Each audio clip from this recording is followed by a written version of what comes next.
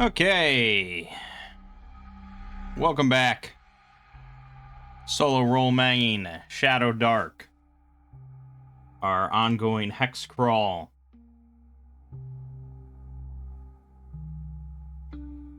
So last time we went over hiring a troop of mercenaries and then taking them over to do a large open battlefield skirmish in the marshes against some zombies. And so we did all of that using axe rules, which I think are somewhat akin to first edition, but AD&D, but I really am not quite sure. I haven't looked at that. So we used axe rules, and it worked, but it also wasn't very good. I think axe rules are probably really solid if you are fielding hundreds and hundreds of troops against an enemy that's also has hundreds and hundreds of troops. Like big, massive scale battles.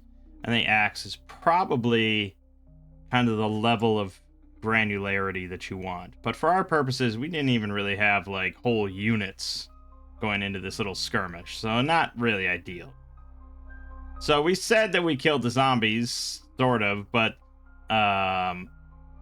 it was kind of like the way that we were rolling it was pretty much either we killed all of them and suffered no casualties, or they kill like all of us and they suffer no casualties. So it really just didn't make a whole lot of sense. We want to do a second battle now as we storm the lair, and he's sending out his army of skeletons. I think we said like 80 skeletons. Okay, so that's the number we're working with. Yeah, 80 skeletons. And so I looked at a handful of other mass battle systems for like OSR games and stuff. And really there's two ways. Primarily, there's two fundamental ways to do these kind of mass battles. One is to abstract it in some way. And, to basically zoom out and to abstract it, to lump things together, and then resolve it using just, one or more dice rolls, just kind of in a big sweeping motion. And axe does abstract it, right? It zooms out pretty far to units of 120 and stuff like that. And, you might just be rolling a few dice and hundreds of enemies will die because of your few dice rolls. I mean, so it's an abstraction. It's pretty far out. There is a lot of details to that abstraction. But it's still, you're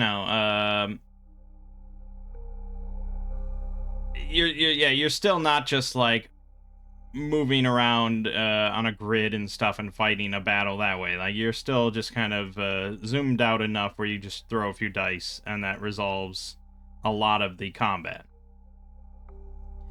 So there are other systems like that, like the War Machine from Beckme from 1983 that I was talking about, where that kind of has you add up sort of, get the battle rating and all that kind of stuff and various modifiers, and then you're rolling like D100 and adding it to the battle rating and then comparing the numbers to each other. So obviously big, even more abstraction there, because it all comes down to just who has more, who has the more advantageous position, from various factors, and then comes down to basically one big dice roll. The other way to do it is to zoom much closer in and to actually run the battle as if it were like a normal battle. But instead of focusing on individual single, combatants, you clump them together into packs of varying sizes. But other than that, a lot of systems that do that sort of method we'll say, okay, here is 10 heavy infantry. And so we're going to use stats for heavy infantry, and we're going to move around like miniatures on a grid, essentially. And they move into position, and they do their attacks, and we roll attacks as if it was one heavy infantry attacking, whatever. And they hit, they deal damage to the other side, so on and so forth. I think this method is a little less common of the handful that I looked at. I believe that was the style in Swords and Wizardry, and it was also in a supplement for Labyrinth Lord written by Kevin Crawford called An Echo Resounding. I'm pretty sure both of those had a method like that, where you were kind of running it as if it was a normal battle, but you're packing together units and moving them in big clumps. So still obviously an abstraction, but much more zoomed in and actually focused more on troop movements and carrying over all the concepts that you're probably already familiar with for like normal battles. I think both have pros and cons. I think it kind of depends on the scale of the battle. Like I said, if you're running just like, okay, this is my army of like 4,000 units, blah blah blah, and I have 100, I have 1,000 light infantry, I have 800 heavy infantry, I have 600 bowmen, and I have some riders, cavalry, blah, blah, I think it's a lot easier to run that as a big abstraction. And depending on how specific you want to be, how many details you want, I think Axe is good, but the method that we'll be looking at here, also pretty solid and a lot simpler. If you're running just kind of a light mass battle, like you're defending a fort on the borderlands and you have 70 troops and you're being attacked by 100 troops or something like that, then you might want to do a more zoomed in method where you're actually handling clumps of 10 or even 5 units in a group and playing it out more like a normal battle. But whatever method suits you. So what we're going to be looking at is this supplement that I found on Drive-Thru RPG. Well, I found it on Reddit, but it's on Drive-Thru RPG, and it's free. It's designed for use with OSE, meaning, BXD&D. So really, you can use it for any kind of OSR game. And it is very scalable. Pretty damn scalable, depending on the size of the battle happening. And it's relatively simple. It's heavily inspired by the War Machine rules from Beckme. It's just kind of modernized. And that's why I said, when I was looking over the War Machine stuff, I was like, I wonder if anyone has just modernized this and cleaned it up and simplified some things. Yeah, they have. It's this one roll mass combat. So, the method. You calculate the army strength of each army by adding up the troop strength of each combatant in the army. A combatant's troop strength is normally equal to its hit dice, but you increase troop strength by 50% for each of the following characteristics it possesses. So if it has an armor class of 15 or better, then it increases 50%. If it has an armor class of 20 or better, it gets another 50% on top, because that's pretty fucking high. If it has an attack that deals 1d12 or more damage each round, and or can make multiple attacks per round, as long as they at least deal 1d6 damage. And if it has a powerful special ability that is effective in a pitched battle, such as spell casting or something like that. But if it can also be like Dragon's Breath or, something, any sort of AoE ability or, buff ability or debuff ability, any kind of stuff like that, that can be counted as well. And if they can use it more than once per day, you can count it multiple times. So, right, so for our guys, it's relatively simple, although we'd want to get proper stats for our heavy infantry guy. And since we were running it off of Axe, we may as well just use the Axe stats for heavy infantry A, who have a 16 AC. Which means that they normally just have a... Well, they have a 1-1 hit dice. But I don't think you can count less than 1. So, yeah, I think they're 1. And then 50% on top of that, because that's the only sort of benefit they get, would be 1.5 army strength, or troop strength, for each heavy infantry. So that's a much simpler math formula. We just have to do 1.5 times 70. I could do this in my head, 105. Okay, so we'll change these numbers to 105. Then you have bowmen, who are also, I'm pretty sure, just 1 hit dice for the bowmen. They don't get the 50% extra because of, they don't have AC or anything. They don't have a crazy damage or blah, blah, blah. So I think they're pretty much just 1 each. So it doesn't really make any sort of distinction here for us having like archery or anything like that, or having a large amount of missile troops compared to the enemy. But that can be a factor to modify the battle roll. So you might modify that because of troop type. If one side has substantially more archers than the other, if one side has heavy horses and the other does not, etc. Or exotic forces that might intimidate or confound the opposing side might get a bonus as well. So there's all sorts of things. We'll get to that. But yeah, so archery doesn't really matter for this thing. We're just calculating individual numbers. So that is a combined total of 150 on our side.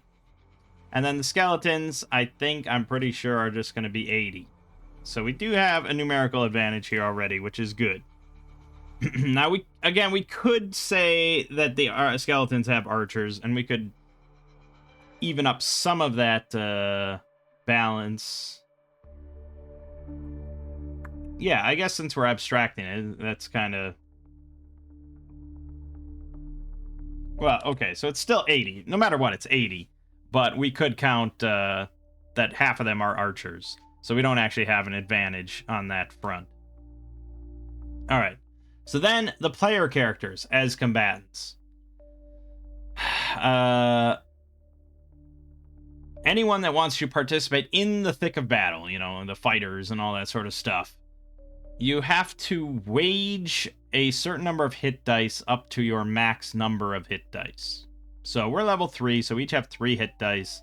So that is the max that we could wage. And after the battle is over, you're going to roll that amount of hit dice, and that's how much damage you take from the battle. The thing is that they can explode. So if you roll the max number, you roll again, and it can keep exploding and so on and so forth. So rolling your max hit dice is pretty significant and pretty likely to leave you in a bad shape. And if you are reduced to 0, according to these rules, you have to save versus death. Shadowdark changes this. And if you fail that save, you die. If you succeed, you are alive, but you're captured by the enemy.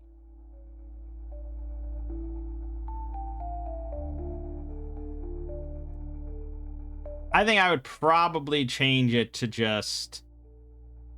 Shadowdark is a little more casual. So I could see changing it so that if you are reduced to 0 from that roll, that means you were captured by the enemy.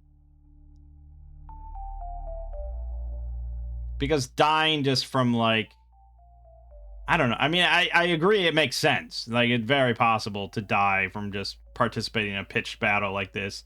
But, yeah, Shadowdark generally tries to avoid kind of, I don't know, random death, I suppose. It lessens a lot of poison effects and save versus death effects, so that you don't just prick your finger on something and die. So, yeah, I'd probably change it, because I think getting captured is more interesting than just, yeah, you died on the battlefield, sorry, make a new character.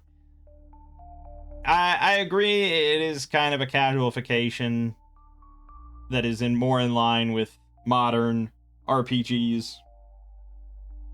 Oh, just like, oh, you're a special little snowflake. You can't die on the battlefield. But I don't know.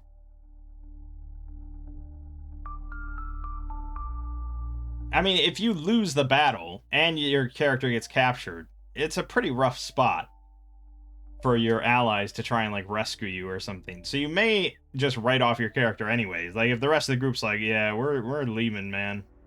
We're out of here. Or if like 2 of you get captured and 2 of you don't get captured, I mean, it's like, you know, who knows? So I would offer death as an option if you really wanted it, but by default, I think I'd just go with capture. So what does it benefit to participate in battle? Well, for every hit dice that you wager, by default, it adds 3 to your side's army strength. So let's say we all wagered 2 hit dice going into this battle. And then we all survive, blah, blah, blah, and we win the battle. Or no, yeah, not even talking about winning or anything. But yeah, let's say we all wage 2 hit dice and we're all participating in the fight. So that's 8 hit dice that we're throwing in, and that's times 3. So 24. We would add an extra 24 onto this 150 for our army strength. But if you're level 4 to 8, it's another +1 onto that, so 4 instead of 3. If you're level 9+, it's +2 instead, because you're really kind of a significant force there. If you're a fighter, you get to add +1 regardless. So a 9th level fighter is adding 6 for every hit dice they wager. And they could wager up to, like, you know, they could wager up to 9. Which would be, you know, like 54 or something. I think. A lot of math going on these days. So, you know, fairly significant. Especially in a smaller scale battle like this. But at 9th level, you're probably not fighting in these little skirmishes. You know, anyways. But also, if you're a cleric facing a largely undead enemy force, you get to add +1. I'm really glad they included that, because that's great. I mean, yeah, turn undead is pretty significant. Player characters who fight are assumed to use up all their spells and any other abilities that can be recovered daily during the course of the battle. So, unless you specifically say otherwise, and I assume there's going to be a modification for that. I mean, like a mage going into battle and saying, yeah, I'm not going to use all my spells. I'm only going to use a couple. I would probably subtract a point there from what you're adding to the fight. But otherwise, you're looking at like 1 fight a day, which, yeah, I can't imagine many armies were capable of doing more than 1 battle a day historically. I feel like we're probably pushing it with this mercenary troop, but I really just kind of want to experience this, and then we can move along. Okay, so once you calculate your total army strength and all that factors, then you're doing the battle roll. This is a D20, not a D100. And the higher roll wins. That's it. The higher roll on a D20 wins the battle. It does not account for who has the higher number of forces or anything like that. And that really threw me off, because I was like, that can't be right. You're saying that if I go in with 1,000, he has like 50, he can just roll high and win? The thing is, we'll get to that for casualties and how that factors in. Needless to say, you want more troops. All right, no matter what. Okay, but there's modifiers to the battle rolls. So terrain, if you have cover, if your side has cover, if you have the high ground, if you have some sort of special terrain that one army is better at navigating, such as you're fighting frog folk in the swamp or something like that, they're going to be a lot better than your you know, heavy infantry and stuff. So that would be, you know, a big factor to add to the battle roll. Special abilities, if you have air superiority, if you've got the giant eagles dropping boulders or whatever, or if you have a bunch of spellcasters that can do large amounts of AoE damage, or if you have any troops that have damage immunities that might qualify here, that's pretty significant. Troop quality, so if you have veteran troops, if you paid for veteran troops, if you have better officers than the other side, or you're a more disciplined force, that could be a factor as well. This is all just stuff that a DM kind of has to think about. Probably there's a discussion with the players and stuff, and we, you know, they just kind of suss it out to be relatively fair. Disposition, if your troops are fresh or not fresh, if they're kind of exhausted, like we already did a battle, which we did. Morale could be a factor if we have really low morale, or the enemy just has immunity, you know, like skeletons. Plan, if you're doing some sort of significant clever plan or advanced tactics, military tactics, or the enemy has no military tactics, you know, and you have some training, that could be a factor. Or if you're planning to ambush them or set a trap, that's obviously a pretty significant factor. Each one of these things could be +1 to +4.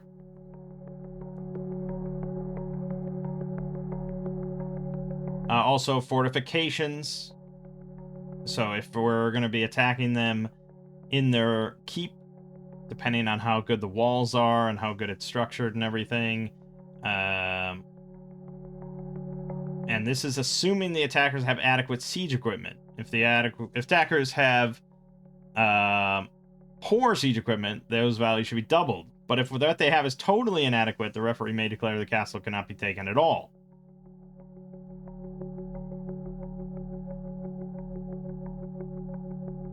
And then the troop type, like we said, if you have more advanced troops, that's a bonus. If one side has more archers than the other, heavy cavalry, you know, any sort of thing, exotic forces, monstrous forces, or giants, or something that might intimidate or confound one side, that's a +1 or +2 bonus. And then there's finally player characters as officers. So if you don't want to participate in the thick of battle, you know, and risk your life, you can instead act as an officer, adding a bonus to the battle roll based on your int, whiz, or charisma score. So 9 to 15, you give a +1 to the battle roll. 16 to 18, give a +2 to the battle roll. So yeah, I mean, you could have all your characters, all the heroes, participate in the battle itself, raising your troop strength, but that does not actually, oddly, because it's all an abstraction, it doesn't actually contribute to you winning the battle.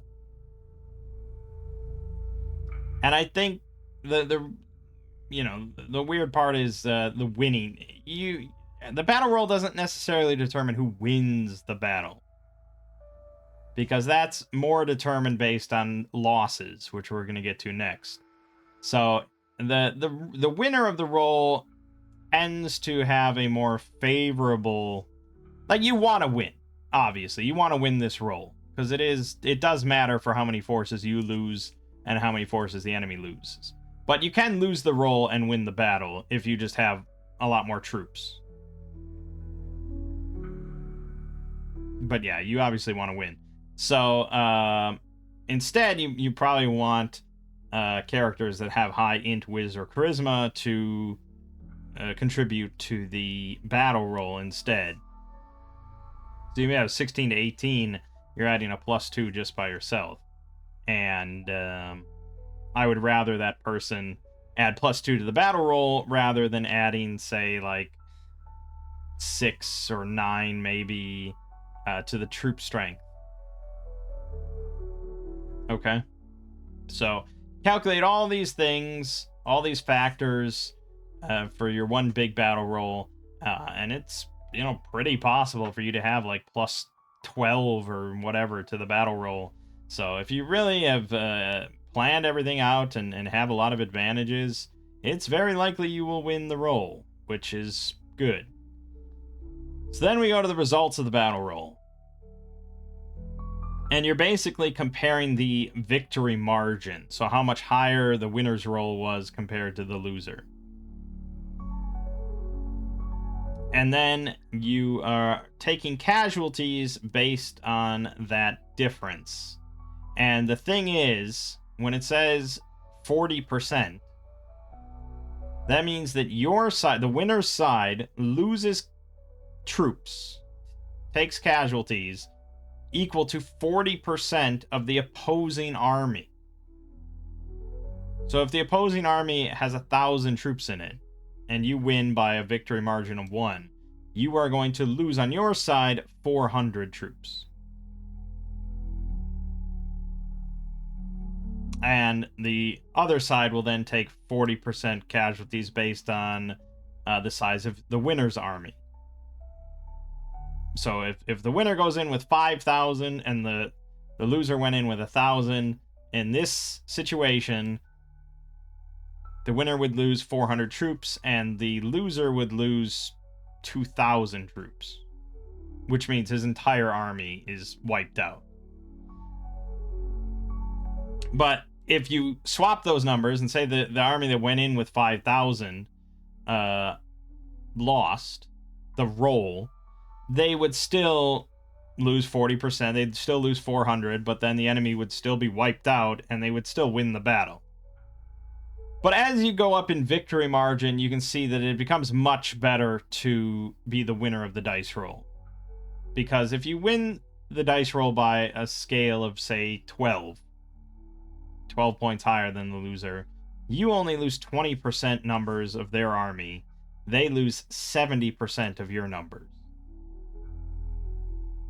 And you can even get it eventually where you don't lose anything or you lose barely anything percentage-wise. But again, it all, you want more troops in the battle. You probably tend to want to win the dice roll, and you want to win by a pretty good margin. So I think it accounts for just a lot of different situations while still being fairly logical.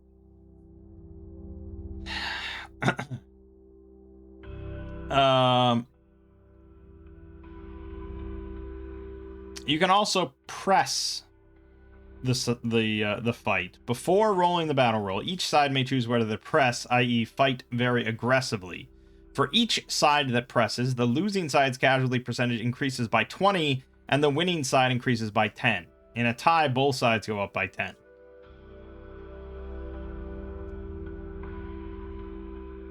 So you're basically you're gambling, essentially. You're gambling that you're going to win. But by doing so, you are also increasing your own casualties. You're just hoping that you win the dice roll and you utterly decimate. So you might want to press, I guess, if you have relatively even numbers, but other circumstances have given you a big bonus to the battle roll where the enemy does not. So you're much more likely to win the battle roll, and you want him to suffer far more than you suffer.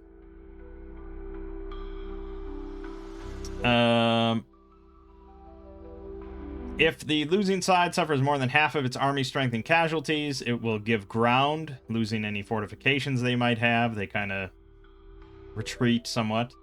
And then, as for casualties, half of the casualties from the battle roll are deaths. The other half are going to be split evenly amongst these three categories. So, a third of that half will be wounded, unable to fight for a month, but they still must be paid. Another third will be scattered. They'll return to the army in 1d6 days. And then the last third are captured, most likely to be sold as slaves, if not ransom. There's a table there if there's a named NPC who fights in the battle to determine what might happen to him. And you can roll different size dice, depending on how tough the battle was and how many casualties the NPC's army suffered.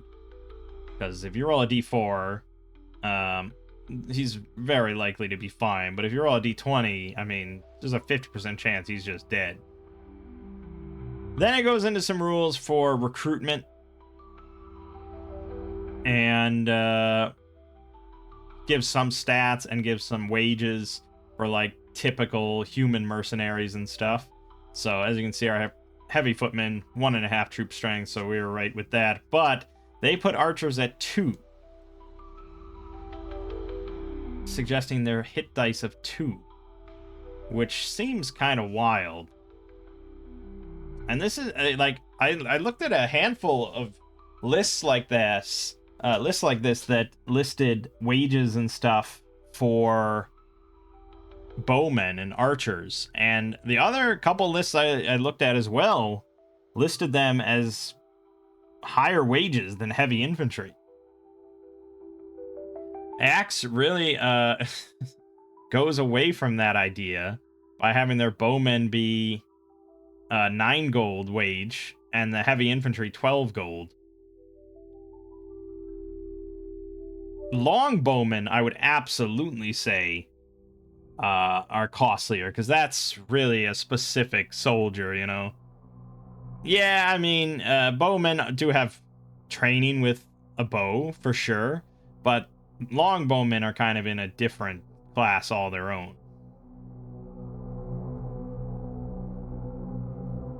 So, yeah, this one just puts archers at nearly double the cost of heavy footmen. But they do have 2 troop strength here, so you get what you pay for, I suppose. And it is good to have archers, because that is going to be a bonus if you have a lot more archers than the enemy. Then there's also armorers that you have to pay for every month to support a certain number of troops to maintain them. And then it also actually talks about freelance mercenaries that you can just hire temporarily during wartime. It says here they have to be paid at least standard wartime wages for a minimum of 1 month. They may demand further concessions or bonuses, especially if the need is urgent. I think I looked at some other thing that said that they should be paid like triple. If you're going to be hiring them temporarily, like bare minimum is their normal wages for the whole month, regardless of what you're doing with them. And then if it's planning to head into like an actual battle, they should be paid triple, double or triple, or something like that. I think that's fair. I think I probably undercut these guys on the price. You can also call up the levy, blah blah blah. You can petition allies. Says that upkeep is abstracted for your army, and the wages include sufficient supplies and rations for mercenaries while on campaign.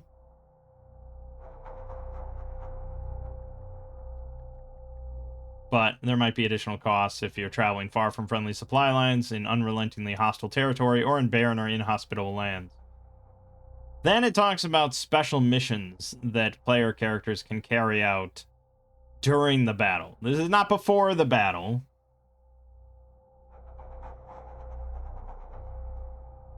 If you're going to do stuff before the battle, you just do it, you know, as like a normal kind of adventure thing, and then that gets added to the battle roll if it significantly swayed things. So if you planted a spy, or you know, you went in, you freed I don't know, a bunch of the slave soldiers that they were going to use, you know, who knows, whatever you can imagine. Or if you blow up a fortification, this can all contribute to the battle roll in various ways. But these are during the battle. If your special mission is going to be to try and to assassinate you know, the leader in the middle of the fight, or they actually give 40 different examples of special missions you might do during the middle of the battle. Such as going out to take the elite squad out, or you know, there's a bunch of them. Disrupting supply, or taking control points, rescuing civilians that they're using as shields, all sorts of stuff. And so it's got some rules for if you're going to do that. And there is chance of random encounters during the battle.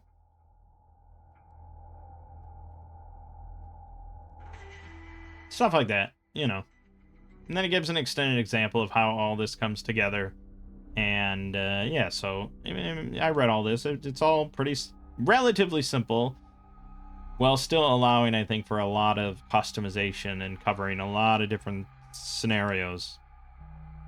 I think this is probably what I would do for a lot of mass combats if I was running a game that featured just like one or you know, a handful of mass battles, or if it also featured just gobs of mass battles, I might resort to using this. But if it was like a key part of the campaign, if it was like, okay, we're doing domain play, you know, and all this sort of stuff, and everyone was on board with it, I'd probably shift to maybe Axe for like big, large scale battles that they want to play out to exacting detail. But if I was going to do just like, if there was like one mass battle in a campaign, and it was not really what we were doing, but there just happened to be, as part of player actions or part of a narrative or something like that, there was just one huge epic mass battle, I would probably use a more dedicated system. We'd probably maybe try zooming in a bit more and moving specific units. I don't know if I would. It depends. Like, I could see zooming in on just a part of the battle, and like, okay, you know, you guys are in charge of these units over here, and then run it like a normal battle, but with groups of units, something like that, to make it feel a bit more epic than just like one dice roll and yep, battle's over. All right, so let's figure out then. Let's figure out we already figured it. Well, okay, so who's gonna be? I don't know if anyone is gonna be acting as an officer. Nobody has really good stats. Denton has a 15 int, so he could contribute 1 to the battle roll, which is pretty insignificant.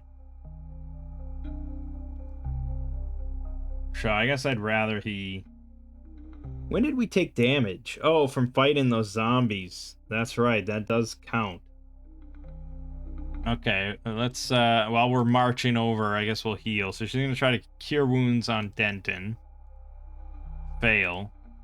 She's got a luck token, we'll spend it. Fucking fail. Well, that's all our luck tokens.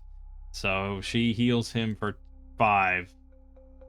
Okay, so that means that Norbert is gonna sit this out. So he'll act as an officer, adding +1. The other 3 are going to fight. They'll each contribute. Oh god, Denton at 8. He's got a D6 hit dice, doesn't he? Yeah. So that'll average 7, but it would be very easy to go above that.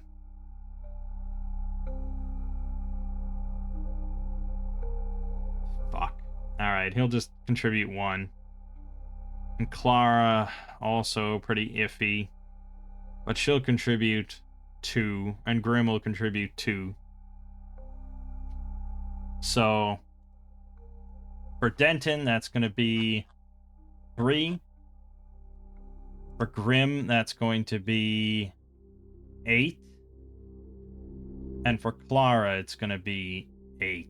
So 19 we're adding to our total.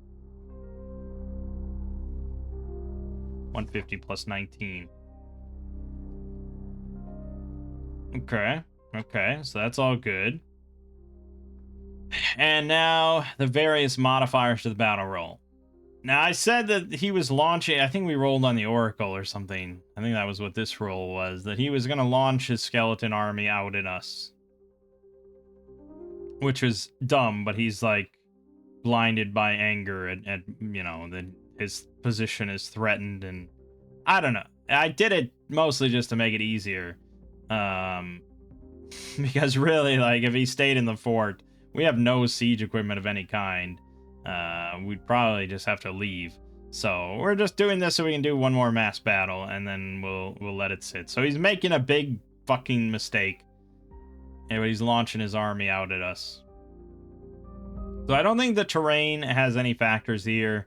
I don't think his skeletons are better at navigating the marsh than ours. So that's even. Special abilities, not really. Skeletons don't have any damage immunities or anything. We don't have magical supremacy, so that's nothing. Troop quality. I don't know. It's a freelance mercenary troop, so I don't think we're incredibly disciplined and like, you know, regimented and all that sort of stuff. But these are skeletons. And I don't think he has to... I don't think the necromancer is like controlling all of them directly. It's not a hive mind. He's just giving them a command to fight. So I think we might be better than that. So I'm going to give myself a +1 for troop quality. But troop freshness and morale, he definitely gets like a +2 for that.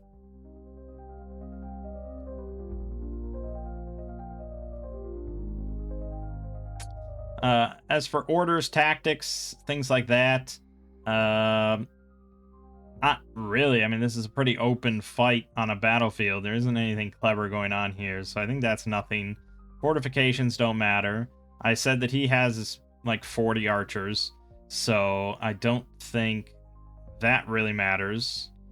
But I do think his skeletons are probably a little intimidating, so I'm going to give him a +1 for that. So I think we gave him +3, and we got +1, and then we get +1 from Norbert. So he gets +3, we get +2. It's pretty close. I'm not going to press it or anything like that, but we just have to hope we roll high. Yeah, there's definitely going to be casualties in this battle, as there should have been in the first one. And the first battle really should have dictated if I even could launch an attack on his main fort. But here we go. Our roll +2, 8. His roll +3, 21. Fuck. So that means he wins by a margin of 13. So we suffer casualties equal to 70% of 80. I'm going to have to bring up a percentage calculator. I really should just learn how to do that on a normal calculator, but I never got the hang of that. What is 70% of 80? 56 troops we lose. The brunt of that is going to be our heavy infantry, of course.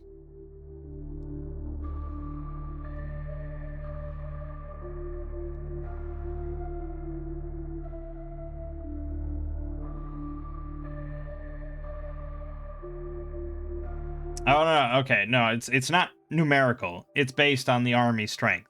So it's 70% of his army strength, which I put at 80. He then loses 20% of our army strength, which is 169. Okay. So we lose 56 army strength. And how we divide that is up to us. He loses 20% of 169, which is, I'll round up, 34. He loses 34 army strength.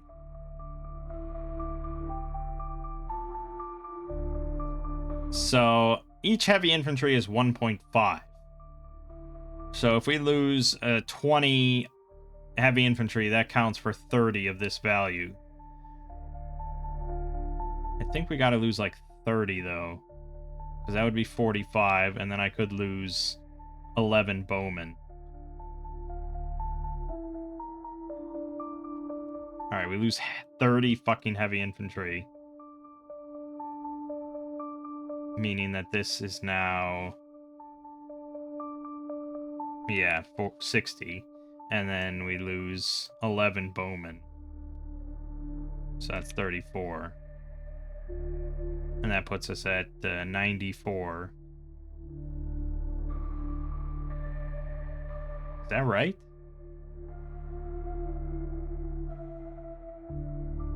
169. Well, no, I don't know. I don't think we...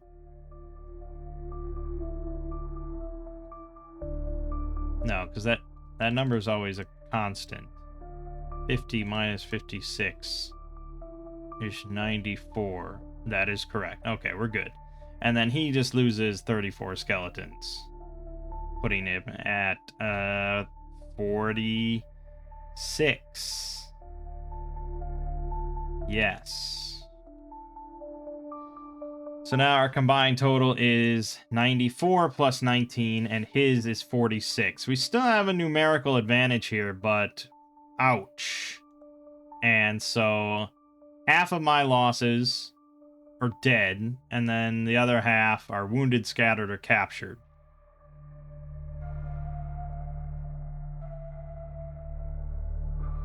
It doesn't go into, like, what you do in like, the aftermath. I know we have to roll for my,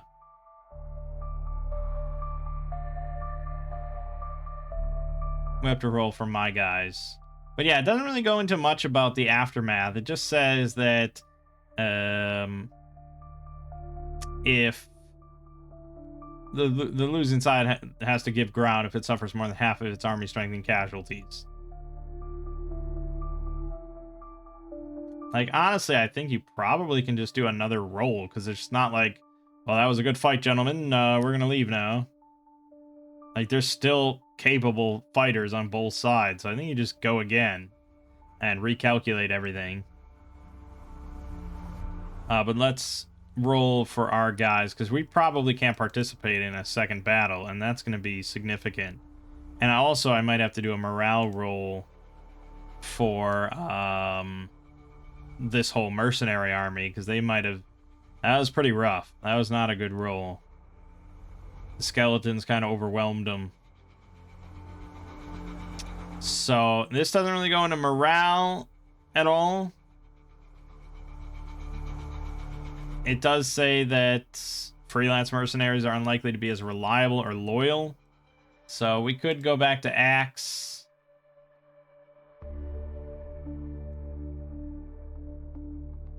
To look at how we should do morale. I don't know if you roll just for the whole army, or if you're going to roll per unit, per troop type. I could see doing it per troop type, because they're probably going to have different morale values most of the time.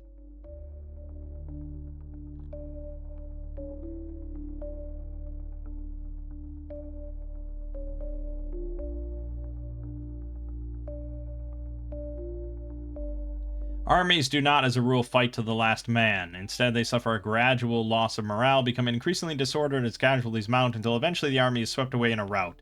These effects are simulated with morale rolls. During the morale phase, every unit in the army must make a morale roll if one or more units in the army were destroyed or disordered during the preceding combat round, and the total number of units destroyed in the battle thus far, plus the number of units that are currently disordered, is equal to or greater than the army's break point. Breakpoint is always 1/3 of the army's starting number of units rounded up. So if you lose a number of units equal to 1/3 of your start, then you should make morale rolls. We went in with 115. And we lost 41. I think that calls for a morale roll. And these guys are not really super loyal or anything like that, so probably we're looking at like a -2 on this dice roll. If I'm going to follow Axe morale roll here, where they rout, flee, waver, stand firm, or rally. Which means we're most likely looking at a flee. But you do this per unit, you know.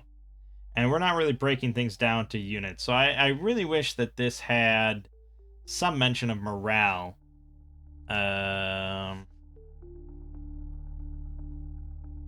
Let me go back real quick and look at the War Machine rules just to see if it discussed morale at all.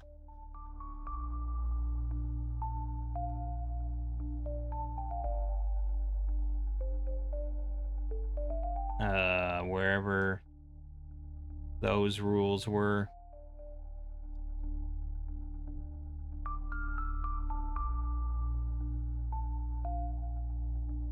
Mm-hmm.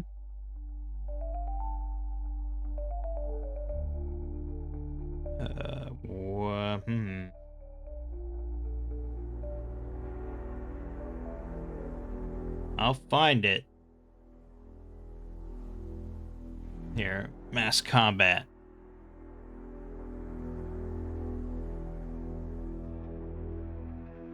We're really looking at, like, the aftermath.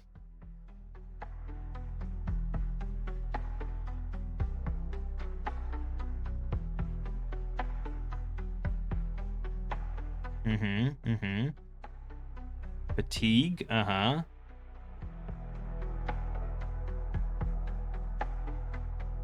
Okay, doesn't really go over morale too much here.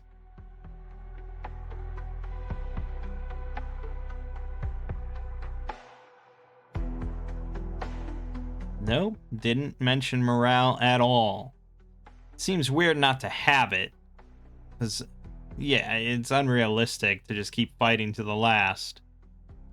So, I guess I could just go with axe rules. It's just say, yeah, they're probably gonna flee, which is probably realistic. Even though that we do have a numerical advantage. We took just too many losses. They might cut and run. But okay, let's roll. Before we get to that, let's do our health rolls. So Denton has to roll 1d6. He loses 4 health. Grim has to roll 2d8.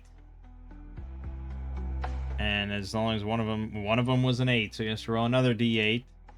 2, so he loses 11. It's down to 5. And then Clara has to roll 2d6. As long as one of them is not a 6. It was a 6. So she loses another 2. So she loses 13. So she actually gets captured by the skeletons. Assuming that they survive. Right now she's in a nebulous spot. Until the battle's over. Because if we wipe out all the skeletons, she doesn't get captured.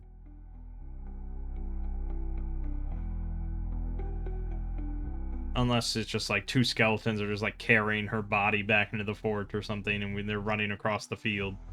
I think best to figure it out at the end. So I guess, yeah, we just roll morale according to Axe, and we'll do -2 because,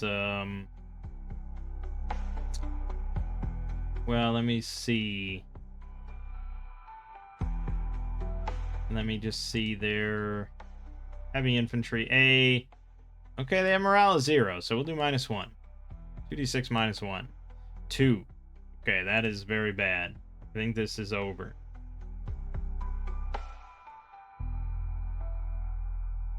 Oh, there is other modifiers. Okay, hold on. Army leader present on battlefield. Yes. We are present. I mean, Grim is sort of the leader here. So, we'll give +1 for that. So, really, we rolled a 3. Our army has lost 1/2 or more of its starting units, but less than 2/3 is -2. Oh, yeah, then you get started. How do we were at, we were at 115, and now we're at 74. That is, we have not lost half, so that's good. We have destroyed more units than the opposing army. Yes, we have. So that's +2. So really, we're at a 5. We're defending homeland / sacred ground. Judge's discretion. Not really. Officers attached to unit. Unit is wavering or disordered. Units adjacent to a broken zone. No, okay, none of that really applies. We ended up with a 5 then, which is nice, but we're still fleeing.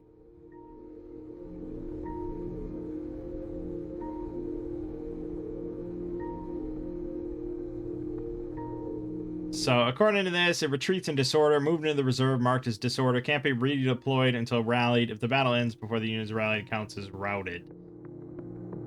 Yeah, so it starts incorporating a lot of act-specific rules, which isn't that useful to us. So let me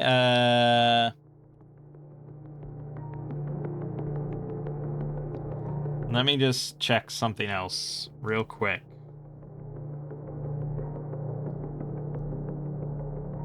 Let me check an echo resounding real quick. Morale. Okay, it does have morale section here. So let's maybe look at this. Units normally use a morale score of their base creature type. Heroes are immune to morale considerations, blah, blah, blah.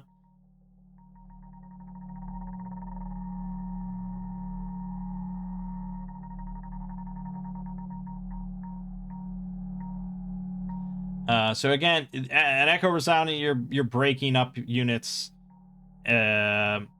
troops into groups of units. So it's a similar thing where you're not rolling morale for your entire army. It's okay. You might have 10 soldiers that get routed, or break, or whatever, or they might shake, so on and so forth. So this still doesn't really help us because we're not doing that. So I don't know what the intention is for this, but then at the same time, like, Beckmead apparently didn't seem to care too much either about morale, and because it's just, I think it's meant to be one roll, but it's like, how can you possibly have one roll if you don't kill all of them? Are we assuming? See, we can't have one roll because the skeletons don't ever flee.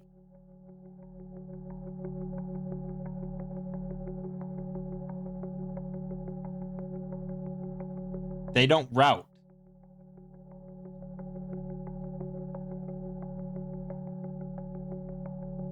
So normally I would agree that you might not need a morale roll for this system, because the winner of the roll, whoever, I don't know, because the winner of the roll isn't necessarily the winner of the battle, as we went over.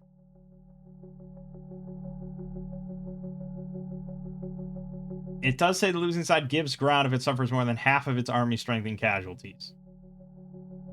I think this is the big kind of the aftermath. This is all you really care about. If you lose more than half your army strength, then you give ground.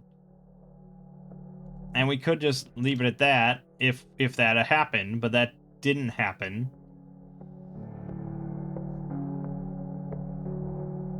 Neither side lost more than half, so I think we're just going to do a second roll. And I think it's probably easier if we just keep all the same modifiers.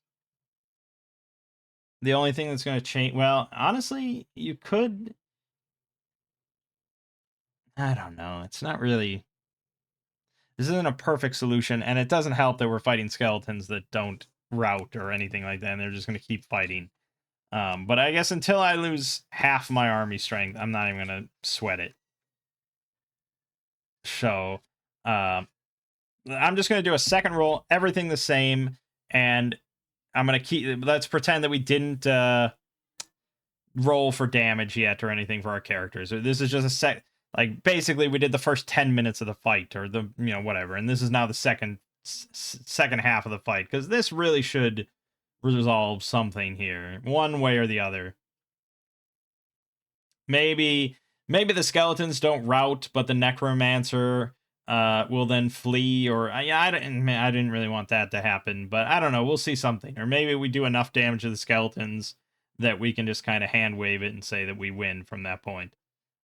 So this probably will resolve it one way or the other. So we're going to do a second roll. Again, we get +2. fucking 4. And he, oh my god, man, this couldn't go worse. Well, let's chalk it up to we hired a mercenary troop that isn't very organized, and our heroes know very, very little about participating in large-scale combat. Because, my god, this couldn't go worse.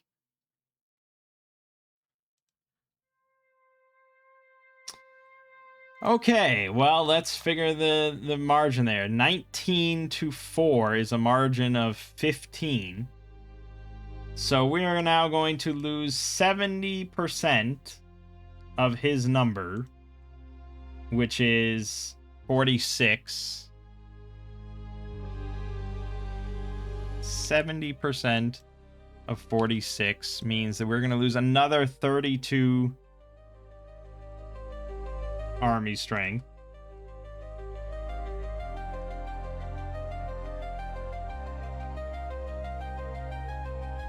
And he loses 10%. Fucking hell, man. 10% of our new number, which is 113, I think. So 11. Ooh, this is pretty bad. This might be the end. Okay, so 32 army strength, which means we could lose, say,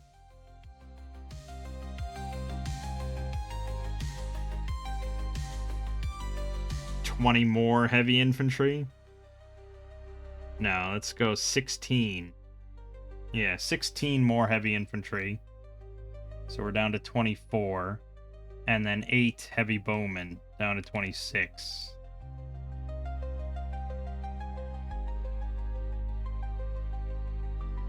For a combined total of 62. That is correct, yeah. Okay, so now we're at 62. We started at 115. Still not quite half, but man, oh man. We've lost 46 heavy infantry. And we're now we're barely outnumbering them. So technically we have not lost half our numbers. And he has, however. Yes, he went down to 35. He lost 11. So he actually dipped below half. So I think that's where we're going to call the fight. We could keep rolling, but I think once one side dips below half, that's the end.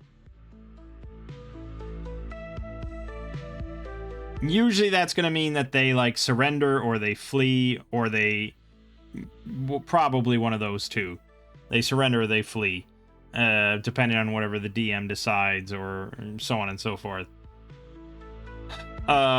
In this case, I think we'll hand wave it and just that we managed to wipe out the rest of the skeletons from that point. I mean, it's not good. It wasn't good.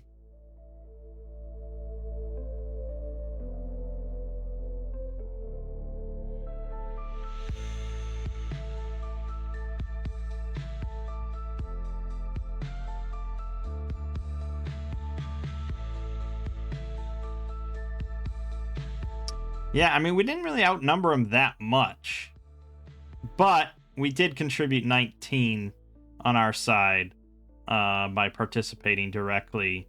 So that was fairly significant. So our total going in was what did we say? 134 to his 80. So we had like 60% more. Which just, yeah, despite that, we suffered very heavy losses. That's not good. If I were the DM, I would write this down. Because this is, I mean, we probably can't ever hire from that mercenary troop again, really. Like, why would they? I mean, it was a disastrous thing, and there was like no spoils of war whatsoever here. It was really bad. So this definitely has some narrative consequences going forward, that we were responsible for this kind of Pyrrhic victory. But it was a victory nonetheless. So I think that's how we'll resolve it. So overall, yeah, I do really like this system, though, for handling mass combats with a little bit of, specificity to it. A nice way to adjudicate a lot of different advantages and things like that. And, it does come down to a dice roll somewhat, but as long as you have more troops and you're better prepared and you have advantages, you'll still probably win the battle. It's just how much is it going to cost you. And we certainly saw the evidence of that. Fucking ridiculous. He rolled an 18 and a 16. We rolled a 6 and a 2. So bad. Okay. So, the mercenary troop is not pleased with us. And they're either gonna, just go back home immediately, or demand that we get some spoils of war from the necromancer in charge of this. I don't know. I don't know which one they would do. We'll roll the oracle. Will they go immediately back to home? No. So, we are getting, verbally berated by the soldiers here for leading them into this fucking massacre without any plan or anything. And, they kind of, demand that we go in there and go into the fort and clear it out of whatever's left, and then give them the treasure, or a significant portion of the treasure, to make up for this. We certainly can't fight them, so yeah, they're kind of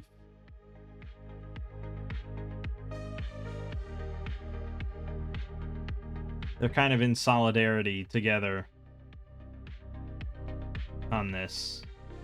Problem is that we're all very beat up. We're bloody and bruised. And Clara is... I'm ruling that she wasn't captured, and she's just... I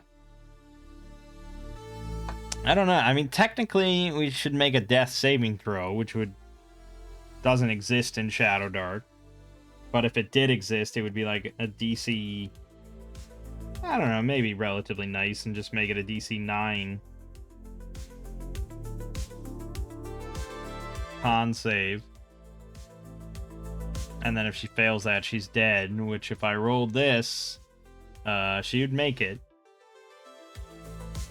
So then she would be captured. And I guess the skeletons could have captured her, but I don't really want to go into that whole concept. And also, I don't want to go in and fight the necromancer without my cleric. But that's maybe just wishful thinking. If I'm gonna follow the rules, I should follow the rules.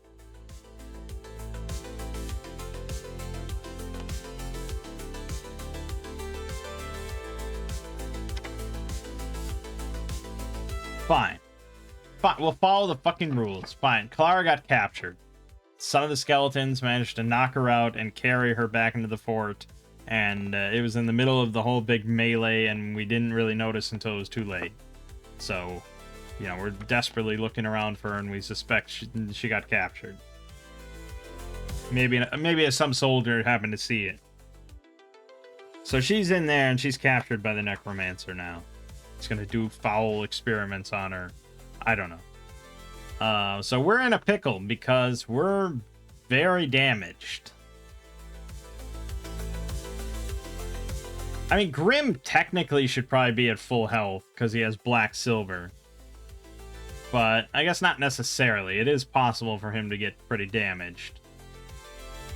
So it's like, do we want to...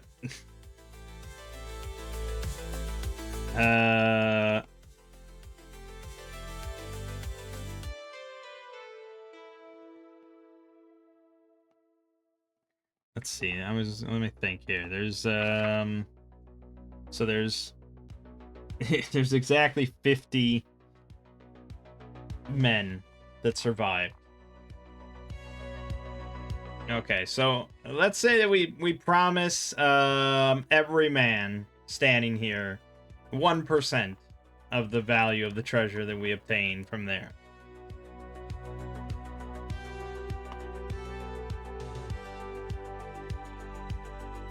But if anyone wants to go with us inside, we'll give them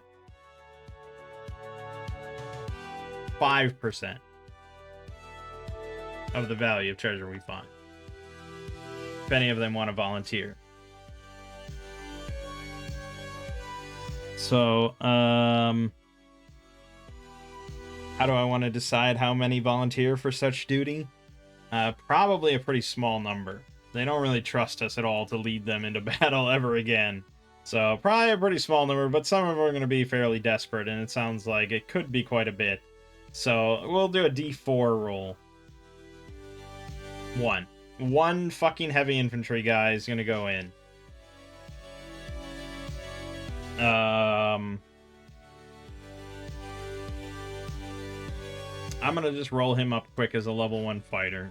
I don't think they're actually level 1s.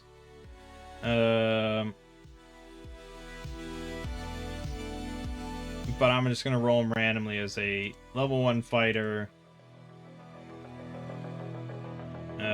Human named... This name generator is not very random. There's like 6 names on this list. Ridiculous. Fuck it. We're gonna name him,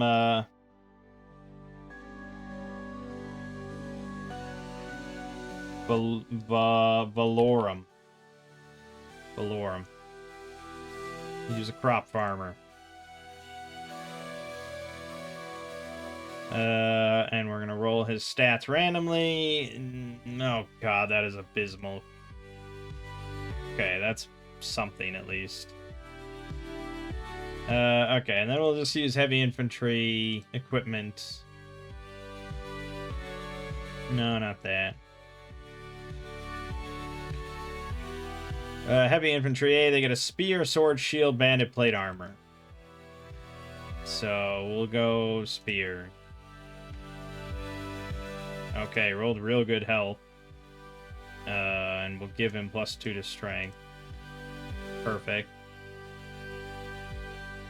And let's see. Banded plate armor. Yeah, we have banded plate armor. Perfect. And a shield. And a spear. And technically a sword, but I don't really care too much about that. We'll just keep it simple. Okay, so there you go. He's got +1, and then the attack, 1d6 +1 damage. But he's got a really nice AC, 17 AC. Alright, so this is guy is going to go in with us, and I guess we're going to go in right now. Because Denton, well, it did say they're going to use all their spells, but he would never use sleep, because that would be pointless. So, we're going to say used up magic missile. Okay. So now we need to decide what we want to do with this fort, with this keep. I don't think he's got much left as far as his undead minions. So we could do a couple rooms where there's some miscellaneous fights, or it could just be the final room and we find the necromancer and he's got maybe a few skeletons or zombies with him.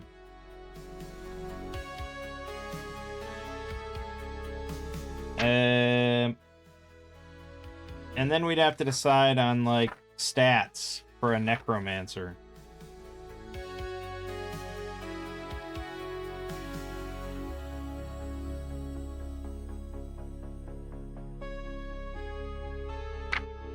Which, I have no idea.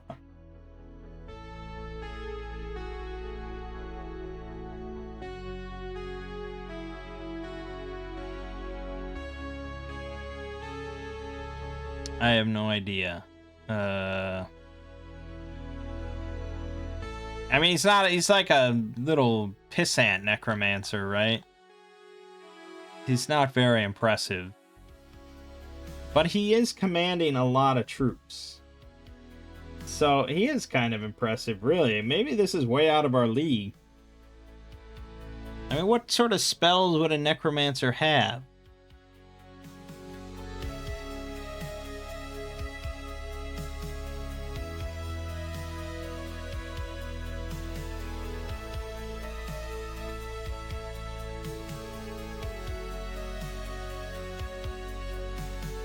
I mean, yeah, we don't really have a list here. I mean, Shadowdark does not have anything like that. Maybe this novice magic would have some stuff. Putrefaction or something like that. That might be applicable.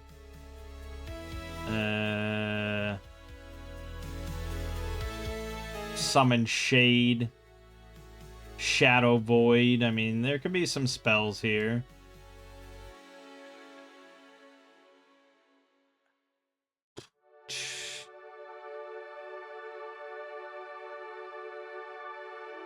Like, I'd like to just stat him up as like a level 4 character, but I'd have to, if I did that with Shadowdark, I'd have to look up all these spells. So I was hoping to just find like a stat block for OSR or something.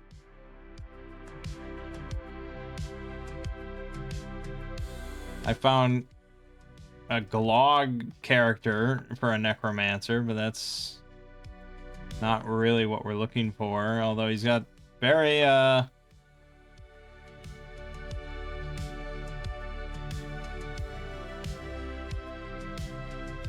some very appropriate spells here, no doubt. Fuck, what would I do for this? Well, there must be okay, hold on. Let me go to the OSE SRD for monsters. Because there must be something for, like, wizard or... Shouldn't there? Maybe not. I think usually the what you did back in those days was stat them up as a character. But obviously their strength comes from spells, so I have to pick spells. So alright, let's just stat up a new, like, yeah, we'll make him a level 4 wizard.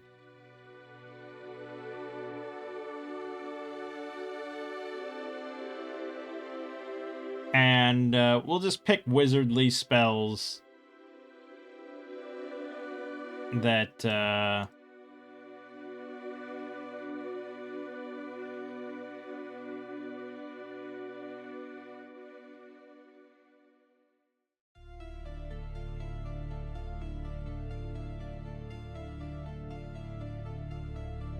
he's gotta have a decent int. There you go. Pretty good. Okay, he's a little sickly. Spellcasting advantage. Oh boy. Animate dead. That's what he gets. It makes the most sense for him. Now you cut off my spell list. So basically we'll just rule this as like his necromancy stuff is all spent. So all he has left at this point is just like normal mage stuff. So we'll give him mage armor. We'll give him magic missile because every mage has to have that. And we'll give him I mean, yeah, not everything is going to be useful. We're going to give him Featherfall. I'm not building him necessarily specifically for this fight, even though that's likely all he's going to be. So then we'll give him enough XP to level up. Roll some more HP. He gets another tier 1 spell. We'll give him Charm Person, I guess. Then he levels up again to level 3. Gets more health. Whoops. He gets learn a wizard spell. Come on, that's lame. Yeah, there you go. +2 to int. And then he gets a tier 2 spell, so he will take he'll take mirror image. And then he's gonna level up one more. We're gonna make him a level 4. And we're gonna put some other thing in the room with him, but this is what he's gonna get. He's gonna get another tier 2. We'll give him hold person. Okay. So here we have our enemy necromancer. He's only got 10 health. What do you expect? He's, you know, what do you expect? Like when we did this and we fought against San Belay, how much health did he have? Because he was just statted up as like, yeah, he was a 4th level illusionist. So where were his stats?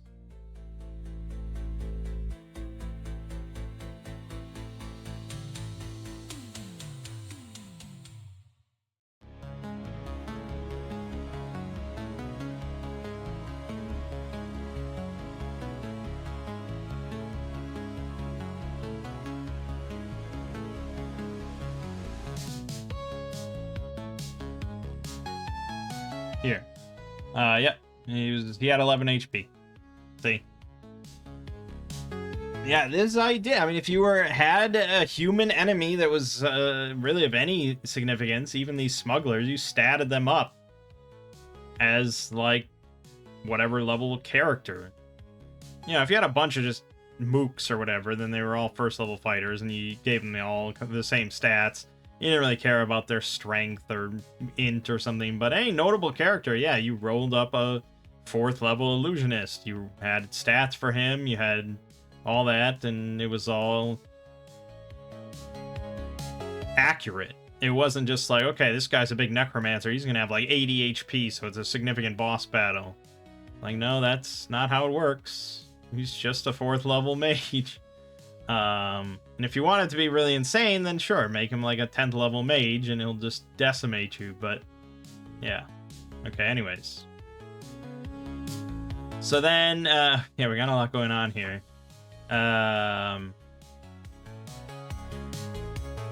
So he is gonna have mage armor cast. He knows we're coming for him, so he's gonna have this cast. What does that say? Can't add effects with rounds outside of combat? Well, pretend we're in fucking combat then. What? There you go. Are we in combat? Perfect. There you go. 14. So with him, he's going to have 2 skeletons, the 2 that carried Clara, so she'll be kind of laying nearby. He's in like the throne room, you know, waiting for us. So he's got 2 skeletons, and he'll have 1 zombie left. Everything else he sent, you know, out into battle to try and win. He did not leave much here. And, you know, we'd talk back and forth and do our bravado and we will slay you, foul creature, blah, blah, blah. And then we're going to get into combat.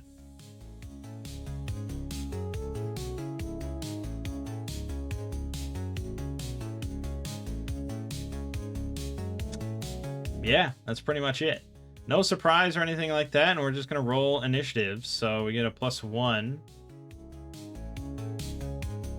We get a 10. He also gets +1. He gets an 8. We get to go first. Grim is going to charge right in and stab this guy through the heart with black silver. 17 is a hit for 9 damage. He's at 1. Yeah, I mean, that's how it works. I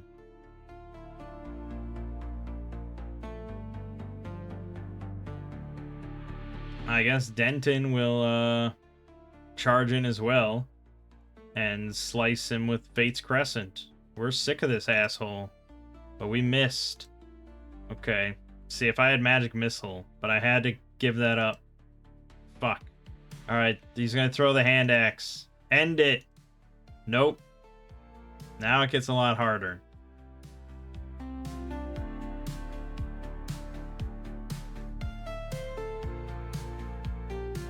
Zali is gonna, back off. He's gonna move 30 feet away or whatever. And then he's gonna cast Mirror Image on himself as his action. So he creates 2 illusory duplicates around himself. And each time a creature attacks you, the attack misses and causes one of the duplicates to evaporate. So we have to hit him 3 more times to kill him, which is easier said than done. So we're gonna have the 2 skeletons. We'll have one attack Norbert, one attack Grim, and then the zombie will attack Denton. So against Norbert, that's gonna be a miss. Against Denton, that's gonna be a hit, and against Grim, that's gonna be a miss. So Denton is gonna take the zombie damage because he's in the back. He threw his hand axe. And a zombie is going to be an amount of damage equal to 1d6. 1. Okay, thank God. Alright, and that's the round. Yeah, I mean, Zali probably could roll morale here because, he doesn't want to die. He hates us, he's pissed off at us, but he just took... He's like, gonna bleed out, He took a massive stab through the chest. So I guess we'll roll morale for him. And we'll do it Shadowdark style, I suppose. So he gets +2. He crit. He is fighting to the fucking end, man. He does not care for us at all. It's a shame, because that could have been my initiative roll. But our initiative roll is actually 13. His is 8. So we get to go first again. Grim is determined. So he's gonna rush Zali again. And attack with Black Silver. That is a miss. But Mirror Image does not care about hits. It cares about attacks. So the miss is irrelevant. He was guaranteed to miss. But he attacked one of the duplicates, so he's down to 1 duplicate. Norbert will come slicing in with Fate's Crescent. Again, another disappears. Denton will now charge across the room with his longsword and try and decapitate Zali. No go. Okay, now again it gets a little trickier.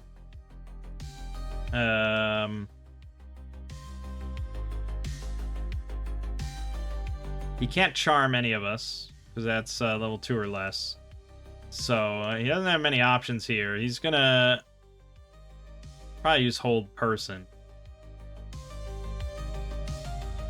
It's a focus spell, but he's gonna try to cast it on Grim.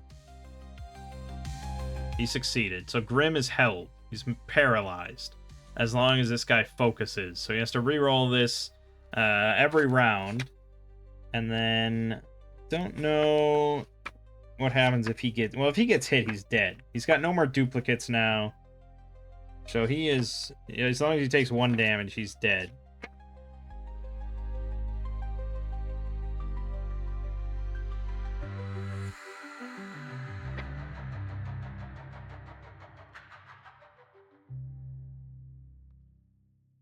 If you take damage or become distracted while focusing, you must immediately make a spellcasting check to maintain focus. Okay. Right, but then same thing, I guess. Skeleton on Norbert, hit. Skeleton on Grim, hit. Zombie on Denton, crit. Yikes.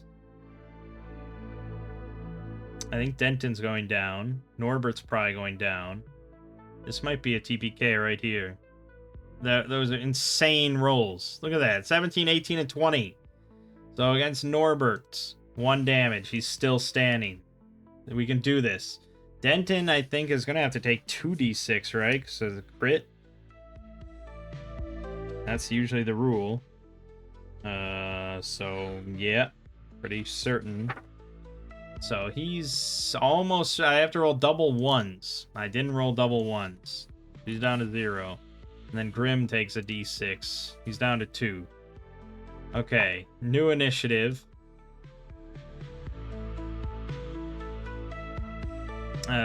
We get a 13. He gets a 12. We go first.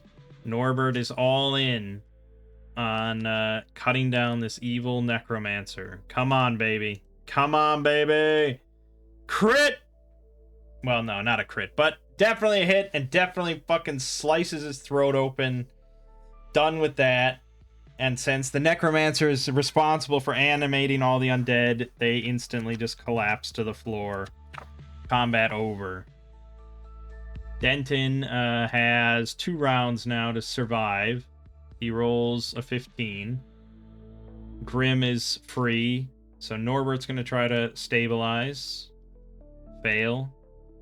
Wait, did I ever buy... No, I never bought bandages, right? No. No, okay. So then Grim rolls... Nothing. Next round. Denton rolls a d20. Nothing. Norbert rolls. Crit. There we go. Denton's back. He's at 0 still.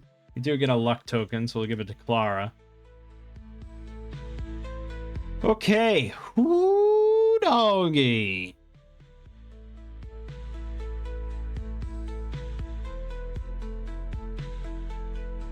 That was close, man. That was sort of edge of our seat kind of stuff. And I completely forgot about Valorum. I completely forgot. Holy shit, we did that without him. Okay, then never mind. He never volunteered. Just forget him. He never volunteered. He wasn't involved. That was crazy. So, we're gonna have to carry these guys back. Yeah, so we'll get them onto the cart that we brought or whatever, and we'll go with the rest of the army back to town. But we get to loot the place, so we have to decide the overall treasure value of this thing. So I think maybe we just did go with Shadowdark to guide our hand on a treasure table.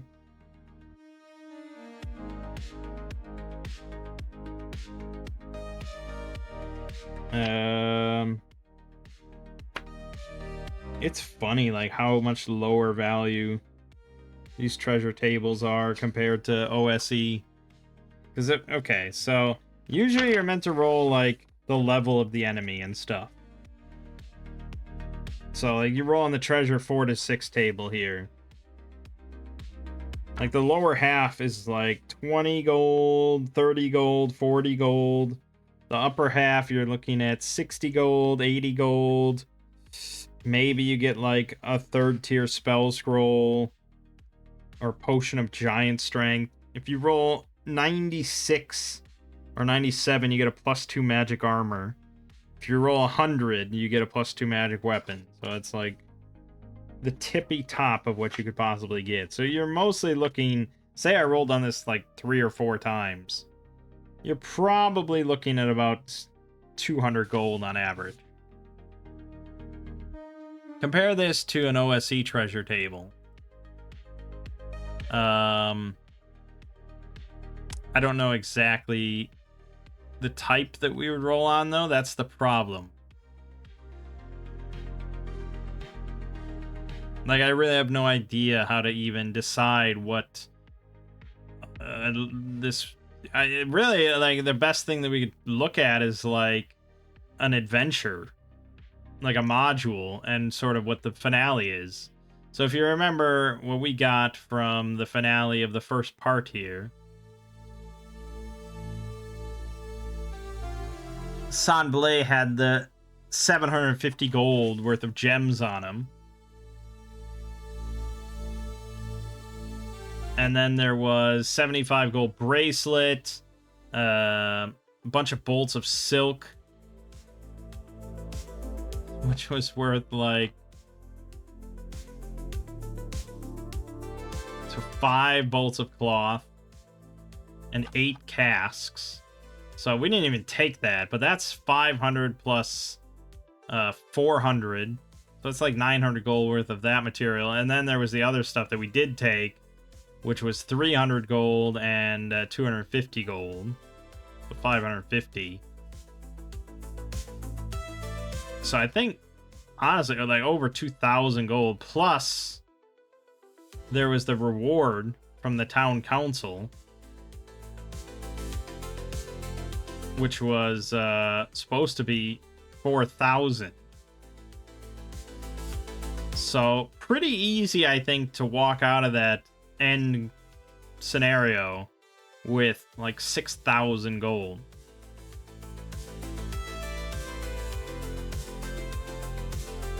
So if we equate this with something on that, I could see rolling on, like, I don't know, the type D table.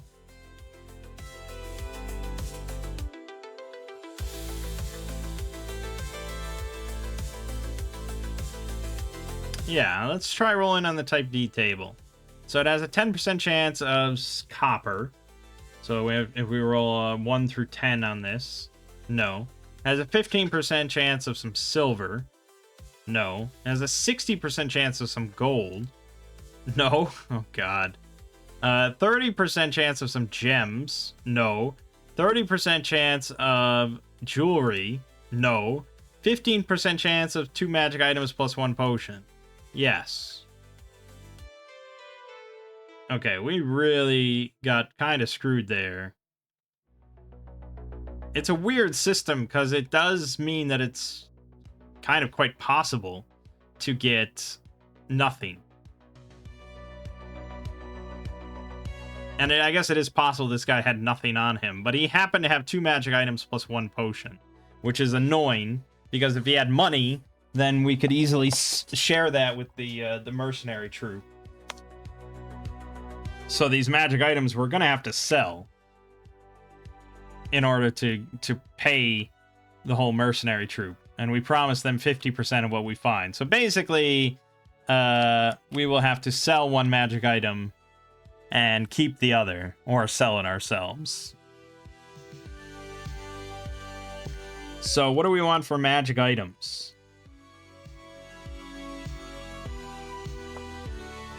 I'm hesitant to roll a random magic item.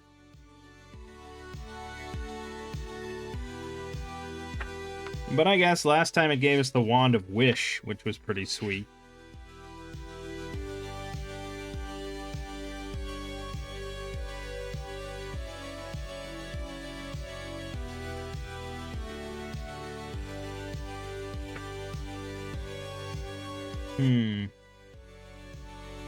Oh, boy.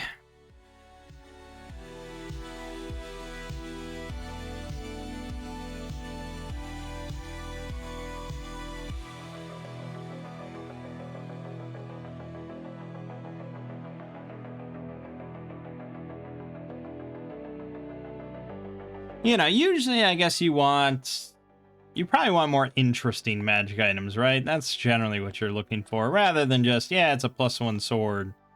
I mean, those are fine, I guess, and we certainly get a lot of use out of them, but I think more interesting items are generally what I prefer.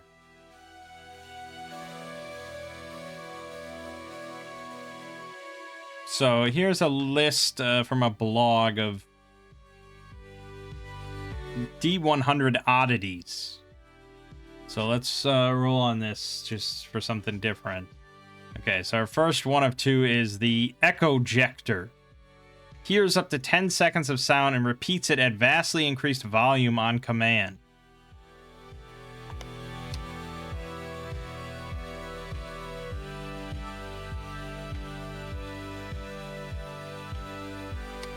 Okay. Not really that useful for us, I think. But I think it probably does have value to, like, authority figures and stuff like that to really be heard across vast distances. I think I could see a lord or a king or something paying quite a bit for something like that. So that's probably what we'll give to the mercenary troop to sell and split. Okay. Then the second thing that we get is... Okay, that's a little too sci-fi for me. Let me reroll. A bunch of these are too sci-fi.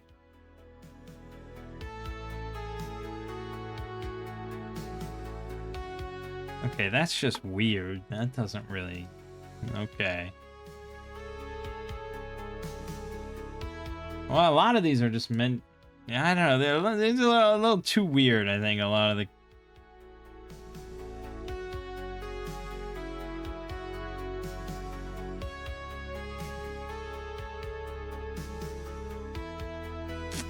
Pretty good. Okay, so this is a heavy, tire-sized metal beacon. Requires 2 people to carry with a matching pin badge. Pushing the badge teleports the wearer back to the beacon. That would be something I'd be very glad to have in like a normal campaign where I cared about my one character. Yeah, I'd like to have that for an emergency. But here, it's pretty much do or die. Like, I'm not gonna... If we die, you know, at this point, and it's like a no-win scenario or something, then it's pretty much everyone's dead. So I wouldn't really get any use out of that. I guess I could just pick one of these that actually makes sense.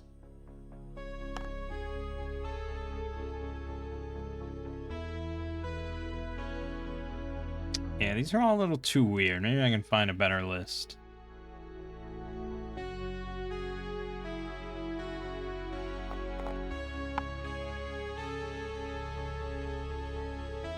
I'm looking for something more traditional fantasy, I guess. Yeah, see, I was gonna get some books and stuff. I don't want minor magic items.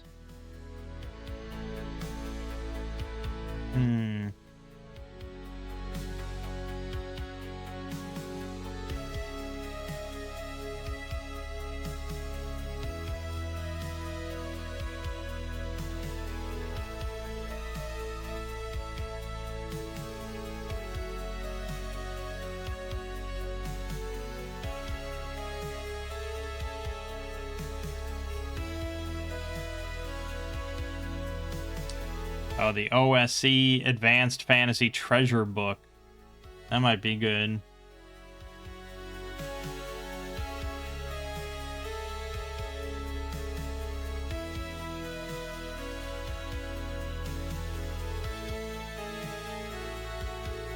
I don't know, I guess we could just use Shadowdark until eventually I hope to come up with like a really good collection of interesting, unique magic items that I can always just kind of mine from.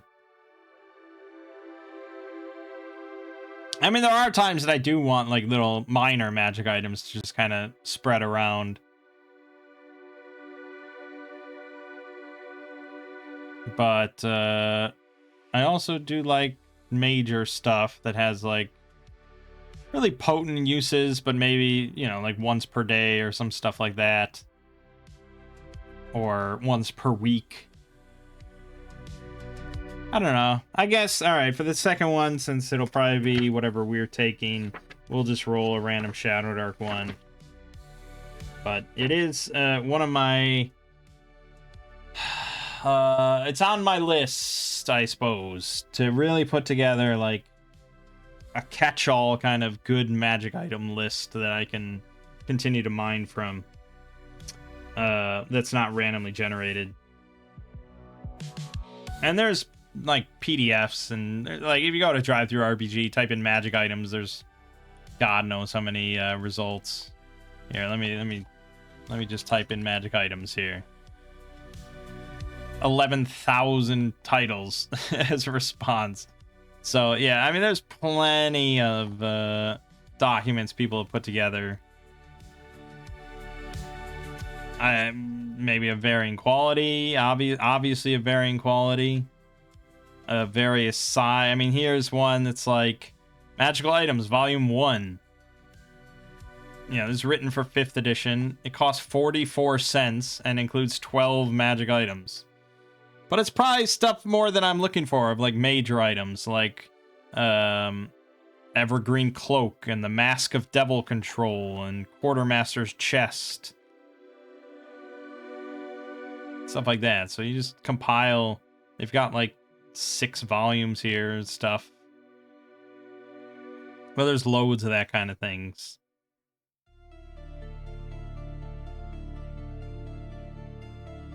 Yeah, and there's loads of those. The one that I've seen recommended several times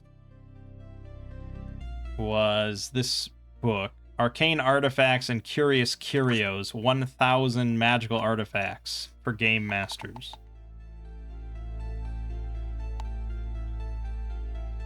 I've heard this one recommended quite a bit. It's got a very good rating on Amazon and stuff.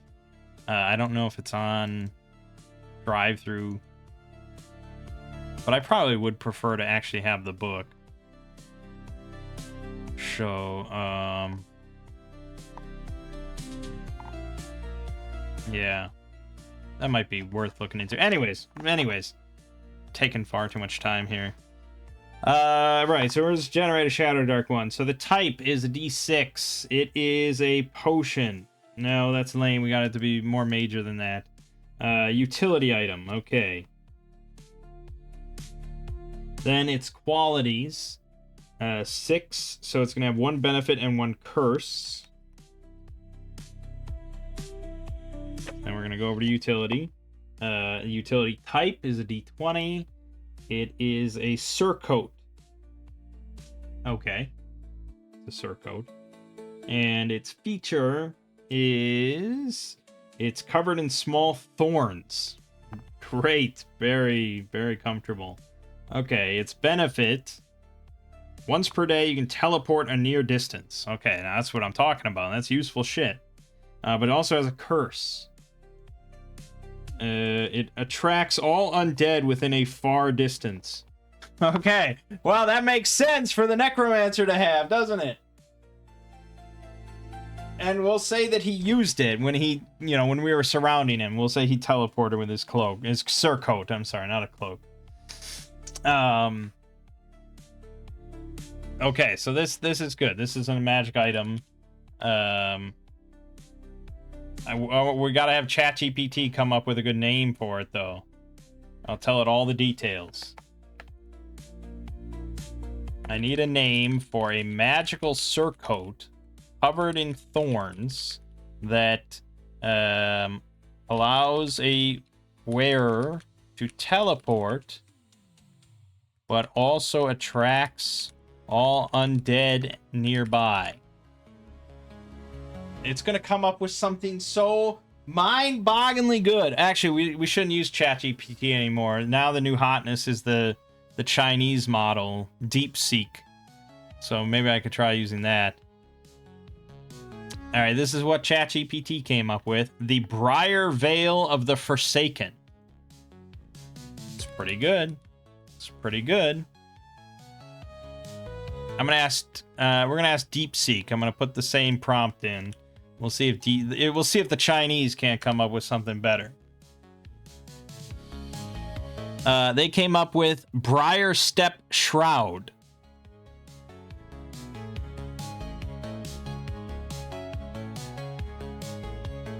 It's a little bit pithier, I suppose. Yeah, we'll go with Briar Step Shroud. We're agreeing with the Chinese on this one. ChatGPT is dead to me now, I suppose. So we're going to create this as an item. Item. Create item. It is a... Technically, it's not armor. It's just going to be a basic thing that we can just have on us.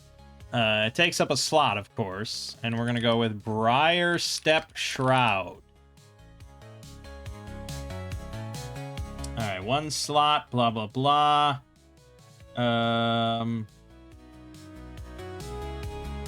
No, maybe I should do armor, I guess, so that I can wear it. Okay, delete that. Great item. Armor. Briar Step Shroud. Okay, 0 AC, doesn't do anything, blah, blah, blah. 1 slot, magic item. Effects. This was once per day. Once per day, teleport a near distance. Okay. And then also track undead.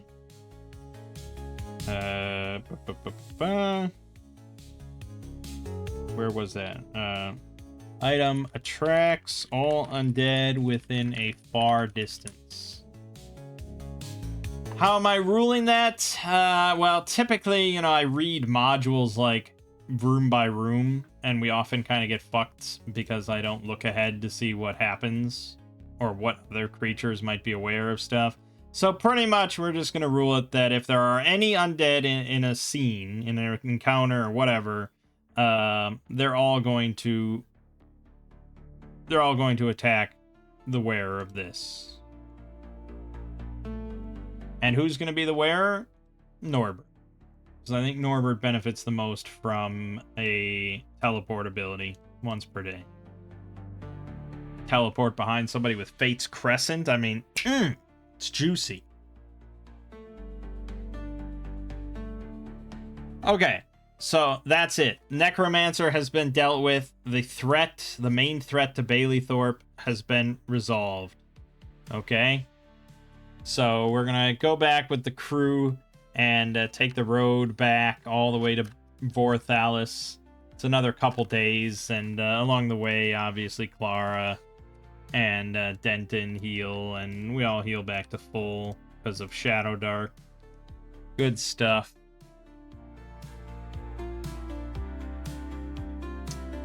And yeah, we're not rolling any random encounters because we still have 50 men here, so it's unlikely to get fucked with. But possible, I suppose. If you roll with old school rules, it is quite possible for us to bump into 100 enemies. So maybe I should roll. Okay, let's roll the first day.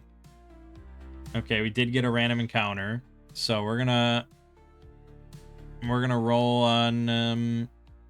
We're gonna use OSE tables for grassland, D8, and there's gonna have to be like more than 50 for me to actually run this. So we got it on the animal table. I doubt it. 12 giant weasels. They appear in groups of 1d6. So no, we're good. I mean, they are pretty fucking dangerous. They got 22 health, 2d4 damage. I mean, they could tear through our crowd a little bit, but I think they're a little bit...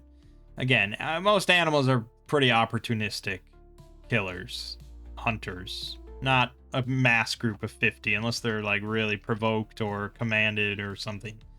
So that's fine. And then that night, nothing. And then the next 4... Boop, boop, boop, boop. We get something else. So a D8 is going to be a 6, which is humanoid. Ooh, that could be something. Now we're talking. This could be something. D12 is going to be ogres. 2d6 ogres. How many, though? 7, right in the pocket. 7 ogres taking on an army of 50 men. Just unprovoked on the road here? Unlikely. Highly unlikely. There would have to be something very abnormal going on, which could be a plot hook. I mean, don't get me wrong, that could very well could be a plot hook. But I would roll reaction roll. I don't even know. I don't think I would. It's basically like, do I want a plot hook here? These guys have suffered enough. Yeah, but I think on average this would not result in an encounter. So I would have to be me as a DM being like, you know what? I think there's something weird going on here. But you could just roll a reaction roll, and add like, I guess plus like 3. Yeah, okay. So they're not gonna fight us. It's possible, but they're not gonna do it. Okay, and then that night, nothing, and then 2 more. Nothing. All right, we make it to Morthalis.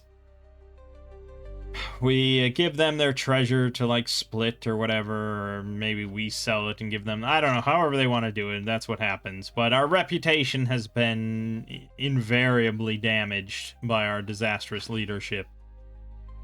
So we're gonna struggle hiring a mercenary crew going forward until we really prove ourselves again. And probably what we'd want to do is just grow wealthy enough to start our own, like, stronghold. And then levy the peasantry and turn them into soldiers. And that's how we'd prove ourselves. If we want to do another short-term thing like that, it's going to be quite tricky. We'll have to throw a lot of money in.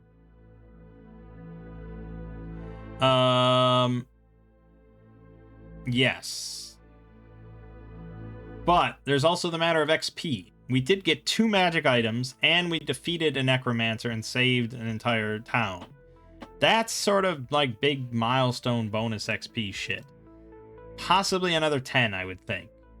If you're going to go out of your way and do all that and hire a group and go and attack and, you know, survive by the skin of your teeth, get some magic items, save a town, I feel like that should be kind of significant. If we would go strictly by our Tales of Argosa rules for XP. Hold on, it froze again.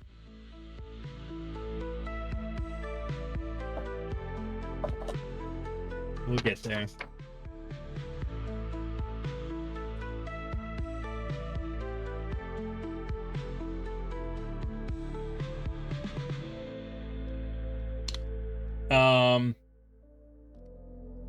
I mean, I would say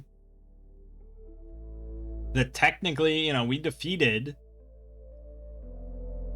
71 zombies, 80 skeletons, and a necromancer. That's very possibly extremely dangerous foes, you know? Just because we happen to have 115 men with us, still. So you could get 5 XP for that. Then you get 3 XP for obtaining major magical items. Technically, we got 2 of them, but you could lump it together and say that's 8 XP. And then, yeah, we, you know, technically saved a lot of innocent people. But I could really see 10 to 12 XP here.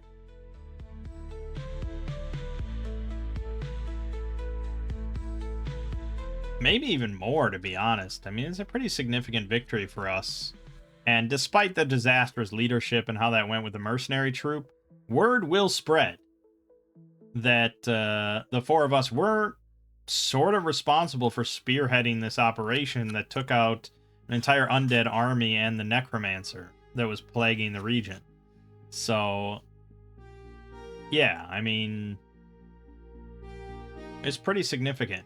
And if you figure that eventually we're going to need like 800 XP just to level up, it's not ridiculous to do things like this in order to grab large amounts of XP at once.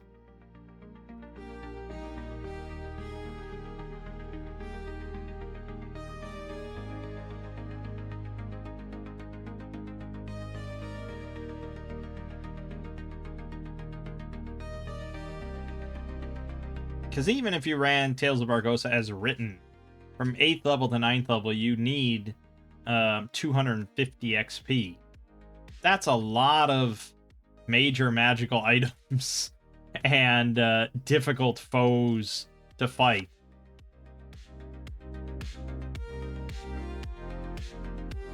Yeah, I mean, you have to do a lot as written. And we're changing that. We're saying you go back to 0 every time. You got to get up 800 XP to go from 8th to 9th level. So I really have to start just adding more and more XP to compensate. Assuming the players are doing still like dangerous stuff or really big time heroic stuff. So honestly, if I was going to calculate it just with no restriction in mind, I'd say, yeah, 5 XP for the combat, 3 plus 3 for the magical items. So you're at 11. And then the bonus XP for the idea of wiping out a significant threat to the region and saving, you know, potentially hundreds, if not thousands of lives. Because if that guy took over Baileythorpe and, you know, got 1,500 more undead, that is significant. You could just keep rampaging across the region. So putting a stop to all that before it started, pretty big. I could see maybe adding another 10 just for that.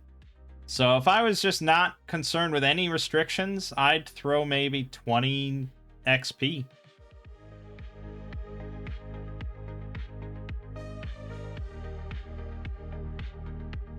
And why not? Why not? I mean, yeah, that's going to put them pretty close to 4th level, but who cares?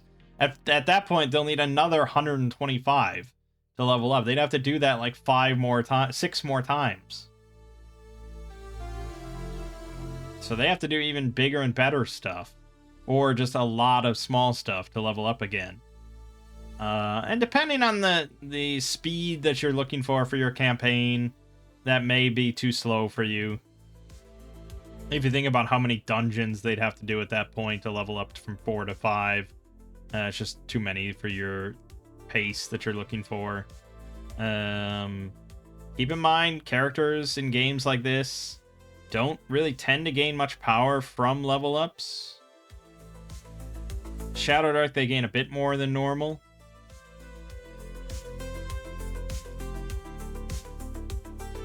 But, you know, a lot of their power comes from magical items and stuff. So, or on a broader scale, comes from their wealth and how many troops they command and stuff. But yeah, you know, definitely some players just, like, get upset if they don't level up, like, once every 10 sessions or, you know, something like that. But yeah, I don't know, like I definitely used to be like that, and that's why when we discovered Shadow the Demon Lord, which is like pretty much leveling up every session, it was like, oh my god, just jizz all over the place. So you level up every time we play, new abilities and just insane power, and oh my god. But honestly, like, I don't actually mind somewhat slower leveling, and it's more just about like experiencing the game and growing more powerful in other ways than just numbers on your sheet from leveling up. So I don't know, I kind of go either way, which is kind of why I've settled on this XP method, which is pretty slow.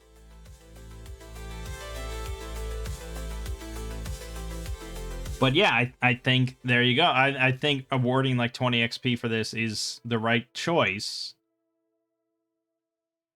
Because it does encourage these like big heroic activities, which is kind of what I want to encourage in a game like this.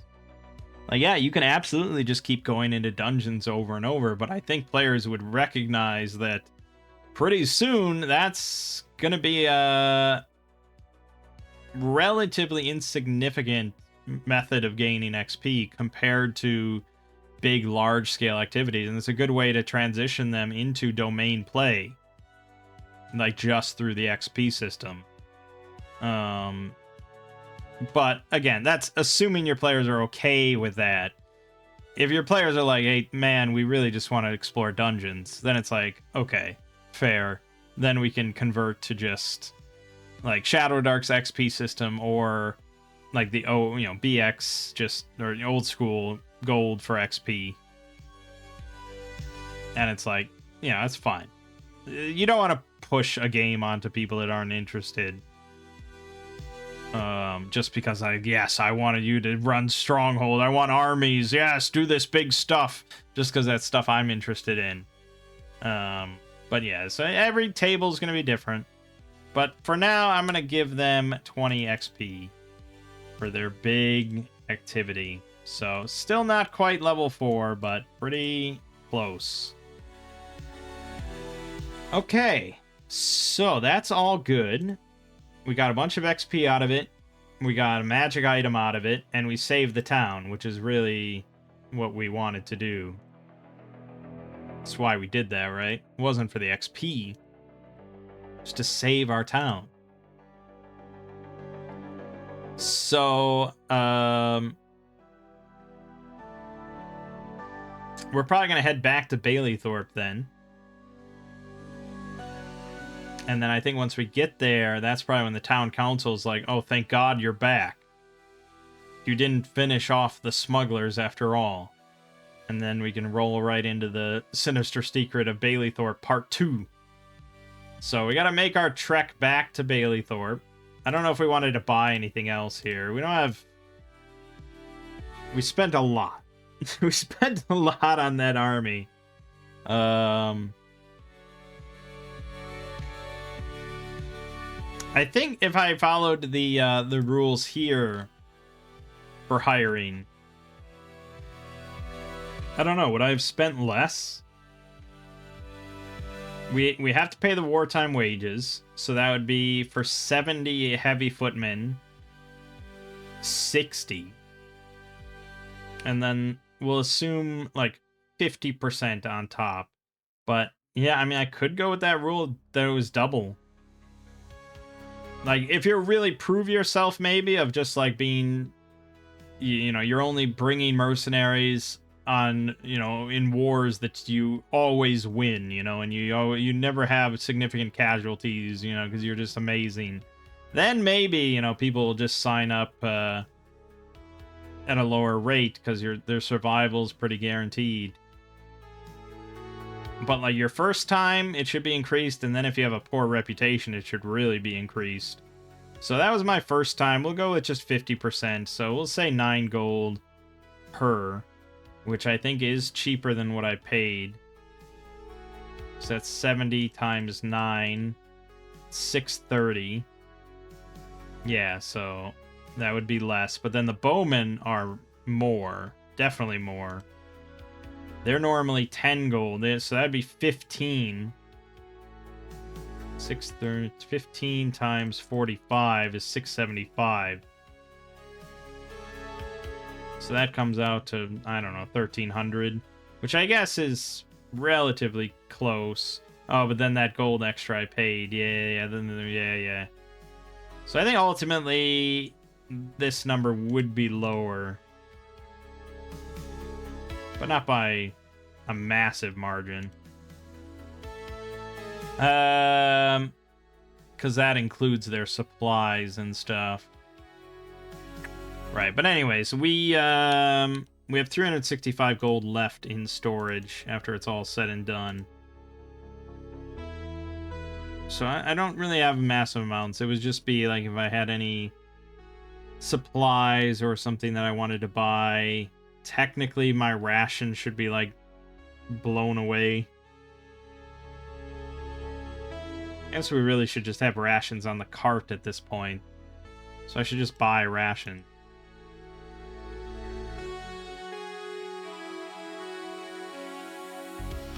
I don't think they expire. This is an axe. So Shadowdark, you know, it has rations. It kind of encourages that, but it's not to the degree of axe where you have to worry about them expiring every week or whatever.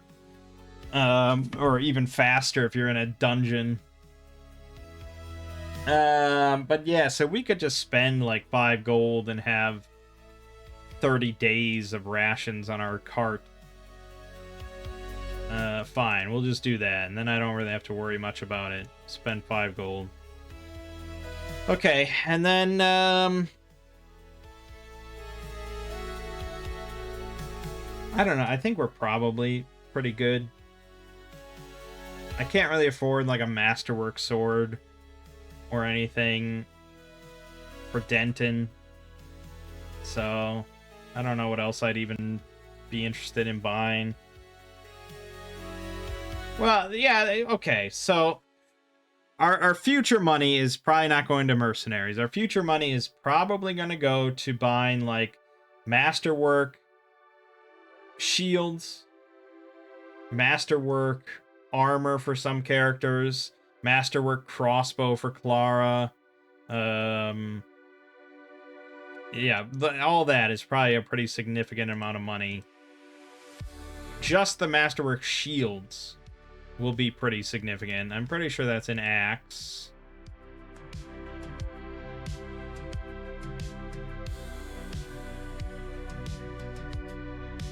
Yeah. So if we wanted +1 AC on shield, that's 650. And we'd want at least 2 of those. So, I mean, that's a pretty significant amount right there. And then Norbert would probably want to get some Masterwork leather armor for an extra AC there. I mean, it's not much. It's a very small benefit for quite a bit of money, but it's worth it. And then money after that is probably going to, like, setting up a stronghold for ourselves. Okay, so then we're going to head out. So we got to make all the same rolls on the way back, but now there's just, like, the 4 of us. So it's quite a bit more dangerous. First day. Boom, boom, boom, boom. We got 2 encounters. Good God. First one is 2, so that's going to be animals. And it is wild horses. Okay. Well, hey, I mean, we could try and tame some wild horses. And then we have horses. Honestly, no, wait a minute. Why aren't we just buying horses? Holy shit, we could be mounted. What are we doing walking?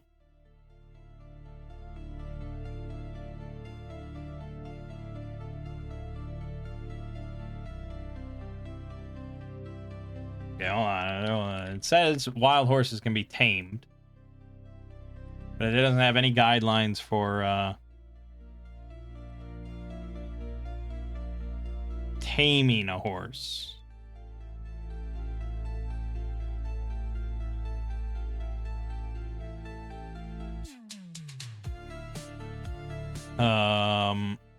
And we're not going to get any information about that.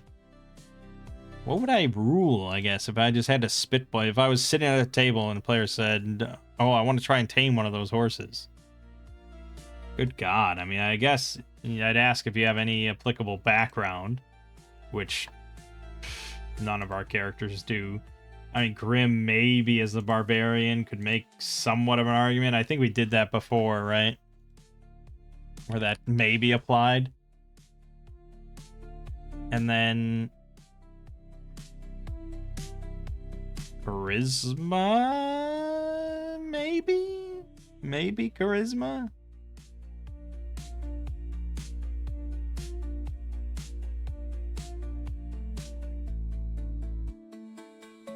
I don't know, I'm kind of just looking in the OSR subreddit.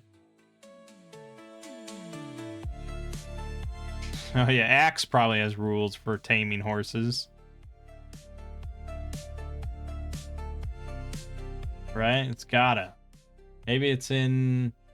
it might be it's almost certainly a proficiency. 100% it's a proficiency. Animal handling or something. Animal husbandry. Or animal training. There you go. With 2 ranks... With 1 rank, you can train domestic animals such as dogs, falcons, and horses. With 2 ranks, you can train wild animals such as bears and lions. With 3 ranks, you can train dire, giant, or prehistoric animals. 4 ranks, you can train monstrosities of animal intelligence such as griffins or owlbears, as well as vermin such as carrion horrors or black worms. God damn, taming black worm. Every animal has a training period, typically between 1 to 3 months, determined by its type.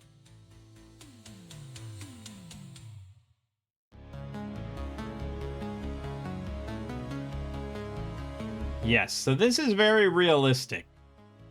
This is not like the D&D 5e or something like that. Actually, I don't know what their rules are. Where you just walk up to the horse. Or like fucking Zelda. Breath of the Wild or something. Isn't that how that goes? Where you just kind of walk up to the horse, you sneak up to it and you jump on it, and then as long as it doesn't knock you off, it's like, all right, I guess this is my life now. I'm tame. Thank you for taming me. It's obviously much more involved, much more realistic. It's going to take hours and hours of time.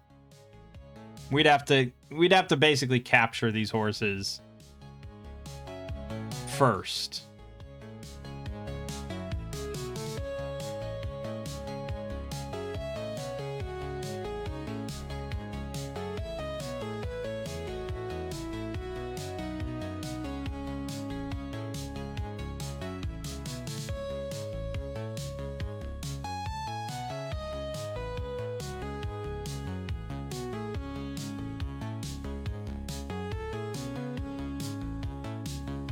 Yeah, so here's so this is from this is for D&D 5e. Someone asking what do you do about, breaking in a wild horse. This person says, I don't think it should be that simple. You have a herd, you'd have to somehow catch one without harming the animal and get the horse inside a pre-built enclosure. Then you'd have to get the horse's trust, which would take time, feed it, probably clean the enclosure while you're doing it. Then once it's comfortable with you, you'd have to get it used to the horse riding equipment. There's a lot of planning and building and checks and skill checks and patience. It could potentially be impossible to do if the characters are alone and not part of a larger expedition, don't have all the necessary skills and feats and whatnot. So either that, or you just say F it and have them take a few dex checks, as you said. Yeah, the very modern way. Yeah, my sister does that all the time. She always has to have an animal with her. She has to have an animal companion at all times. And if there's any class, like a Beastmaster or something, she always takes it no matter what. She just loves animals and having animal companions. And so she'll do that all the time, where she'll just want to say oh, I found a ferret and I trained it and it's now my ferret. And I can talk to it. She's like, no, this takes months of time. Let alone obviously the supernatural aspects that she ascribes to these animals of they have the intelligence of basically a human.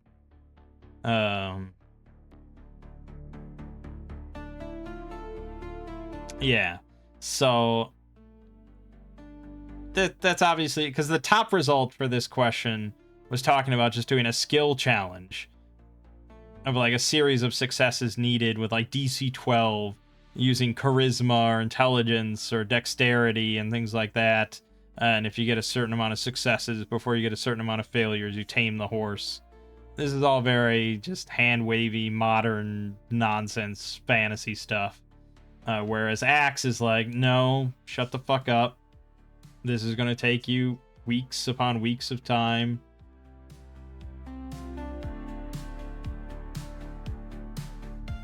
Yeah, 1 to 3 months, typically.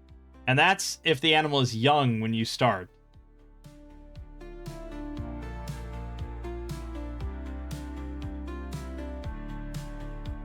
Takes 1 training period to initially tame the animal, 1 additional training period to teach the animal its first trick. After it's learned its first tricks, additional tricks can be taught in half a training period each. If the taming and training process begins when it's already an adult or adolescent, then the training period is increased 6 times for taming. 6 times! This could easily take a year for you to tame a wild adult horse.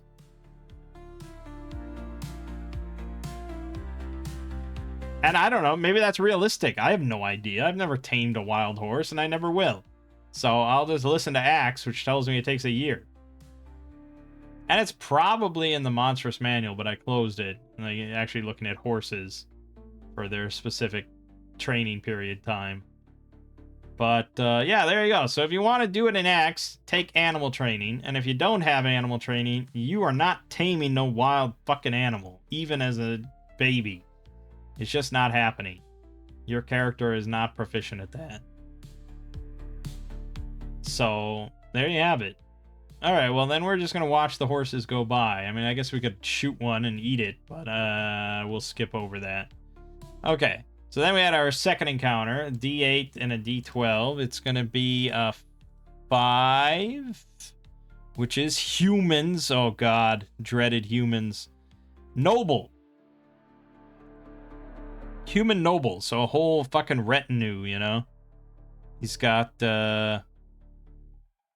he's accompanied by a second level fighter, a squire, and up to 10 first level fighters, his retainers.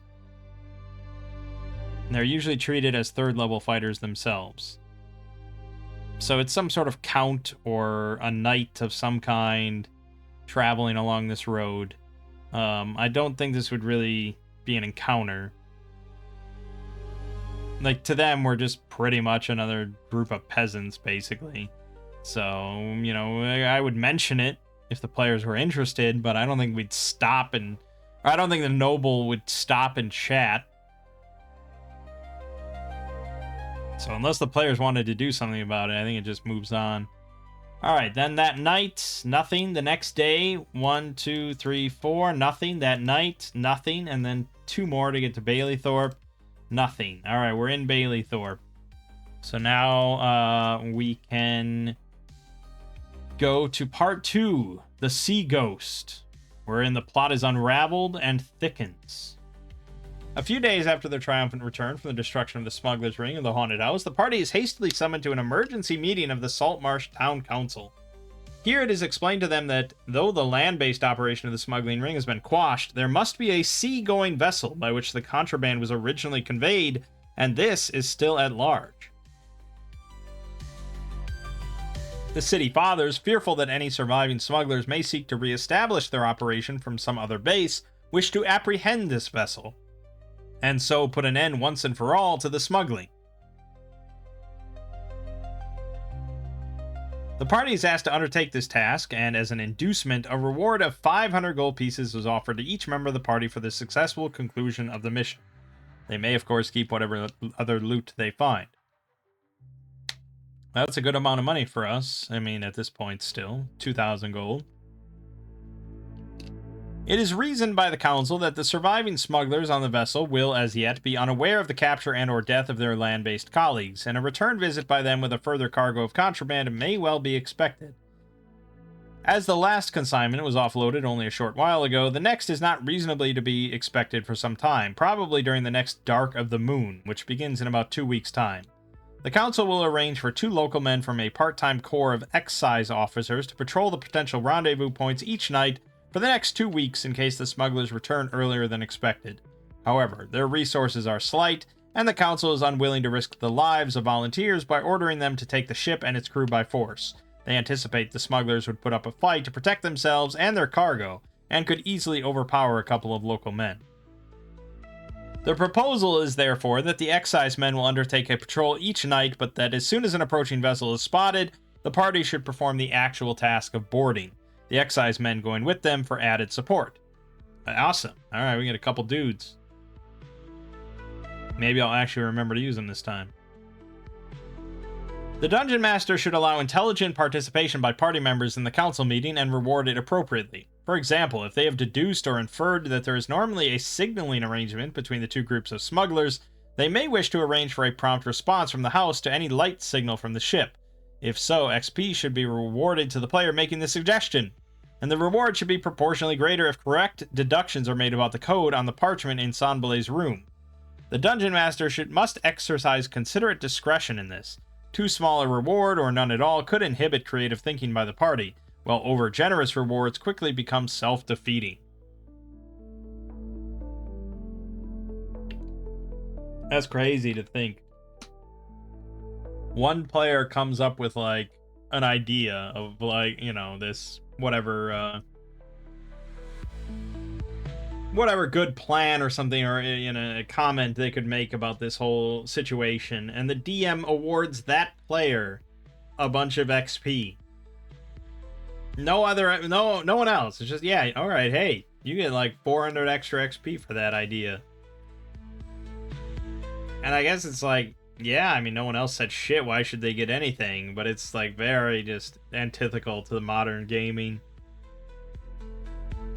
Once the party accepts the undertaking, the council will put a small fishing boat at their disposal and provide them with any reasonable amount of non-magical equipment that they feel they may require. The boat is large enough to accommodate the entire party plus the 2 local volunteers.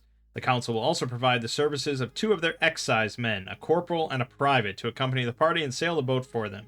The characteristics of these men and of the cutter are fully detailed in the appendix. The boat, I assume. The local men will fight hard and courageously, and though they will not undertake actions of a suicidal nature at the behest of party members, they will carry out their nightly patrols efficiently and regularly, and will advise members of the party of the approach of the ship. Presumably, the party members will make prior arrangements for a suitable course of action at this time, how the men are to signal the ship's arrival, where they are to pick up the party in the boat, and so forth. If they fail to make such advanced plans, the corporal will respectfully suggest they do so. That's true. It's not just like hand wave movie stuff where it's like, okay, we'll let you know, and then it cuts and it's like, okay, hey, the ship, you know, you heard the alarm and now you're on the boat and you're approaching the ship. It's like, no, you got to figure this all out about how they're going to let you know and what you're going to do.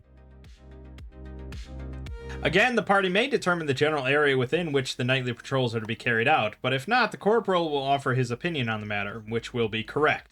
That the general area to be patrolled should be about a half mile or so out to sea and in line of sight of the old haunted house. Clever party members will seek beforehand to see plans and designs of typical seagoing vessels of this time and place in order to obtain some prior understanding of the type of dungeon they will be entering. Though the dungeon master must never volunteer this information, a rough description should be provided at the party's request. However, the DM should include a number of differences from the Sea Ghost's actual layout. Different cabin arrangements, variations in dimensions, doors and hatches in different places, etc. After all, ships of this kind are not made to a rigidly prescribed design. On no account should the presence of the secret doors/cabins be revealed or even hinted at. Special notes about running this adventure. This is a lot of text. Much of what has already been said in relation to the first part of this module should apply equally to the adventure aboard the Sea Ghost. In particular, remember that the crew on the ship, with the exception of those who are on deck signaling and watching for the return signal, do not have fixed posts, but are mobile, going about their routine preparations for offloading cargo. If the party's presence aboard the vessel goes undetected by those below decks, the adventurers should find it quite a simple task to take the smugglers unaware, either singly or in small groups as they go about their business. On the other hand, if the alarm is raised, don't forget that the smugglers know the ship's layout intimately and will be able to organize a swift and perhaps unexpected reprisal. During the time spent on patrol, the weather will be fine and clear, although when there is no moon, light will be poor and normal vision obscured beyond 20 feet. The ship will arrive, as predicted, during the dark moon period. The party is to receive the benefit of favorable winds, tides, and currents, as the objective is to get them aboard the smuggler's ship, and not involve them in a complicated exercise involving the finer points of seamanship and navigation. Besides, the local men are in fact a fisherman and his brother, both experienced sailors, and quite capable of dealing with these matters expeditiously. On no account is the Dungeon Master to inform the players that the smugglers are running arms to the lizard men, as well as dealing in contraband. They must discover this for themselves as they play through the module, by the presence of the lizard men aboard the ship, by finding the aquatic elf prisoner and learning what he knows, by deciphering the special chart and letter in the captain's cabin, by finding the secret cache of weapons, and by putting all these clues together to come up with correct conclusions. Additionally, captured smugglers can be bribed or threatened for information. Watch alignment behavior if coercion is suggested or actually used.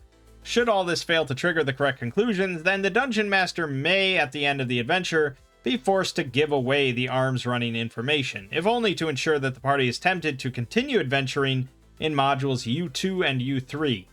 The method of revealing this information must be left at the discretion of the DM, who is luckless enough to be dealing with an obtuse bunch of players. Wow. Just slamming them, man. The signaling system is simple but effective. See appendix for the signals. The arrangement is for someone aboard the ship to flash the first signal up to 3 times within a period of 1 minute. The shore party would reply with the second signal and would flash this twice, whereupon the third signal would be flashed once only from the ship, and the unloading operation would begin. A pair of smugglers would row the jolly boat out from shore to the ship at the same time as the ship's boat is dropped, and these 2 vessels would alternate in carrying the contraband ashore, one of them remaining in the shore cave at the end of the operation. It has been arranged, though this does not appear on the parchment, that the first signal should be repeated at intervals of 10 minutes, 3 times in each case for an hour. If there is no response from the shore, it will be assumed that there is some problem ashore and that Sea Ghost will sail away, returning the next night to repeat the procedure. If the response from the shore is not the agreed one, the first signal will be repeated after the requisite 10 minutes. And if the response is again incorrect, the Sea Ghost will depart after returning the next night to repeat the procedure. The local men in the fishing boat will each have an automatic 20% chance per signal burst to see the first signal. Party members, whether in the house, on the cliff, or in the cave, must first indicate to the dungeon master by their words and or behavior that they are indeed actively looking for the vessel. If any players are being inattentive during play, then these players' characters will have no chance at all to see the signal light. Others will have a 15% chance each per signal burst of making a sighting. Wow. This is all... Now, okay. This is what I want to see now. I want to go to the 5th edition version and see what they all say about this nonsense, because I feel it's way simplified, man. It's going to be a lot of hand-waving. So, let me look it up real quick.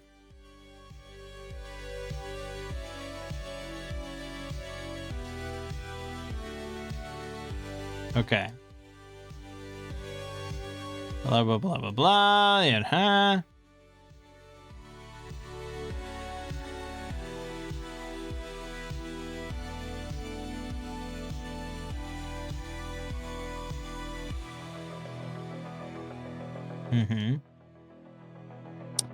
Okay, so here it does not...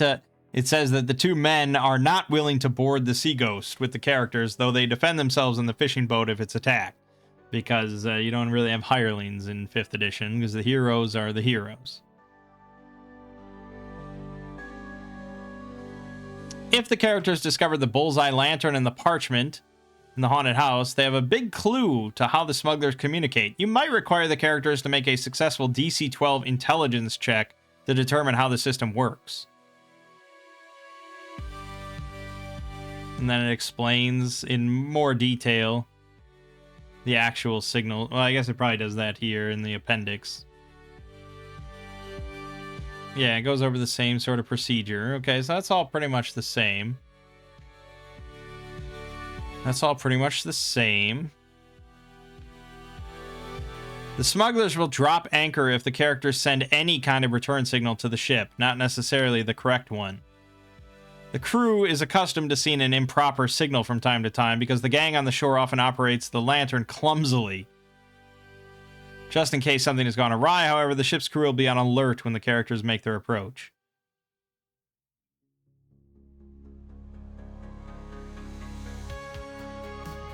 Okay, I mean, this whole thing is still kind of similar of just... It's sort of up to the players to decide how they're going to handle the situation, how they're going to handle the signaling, and how they're going to handle going out to the boat and boarding it. It still seems pretty flexible, to be honest. I'm surprised.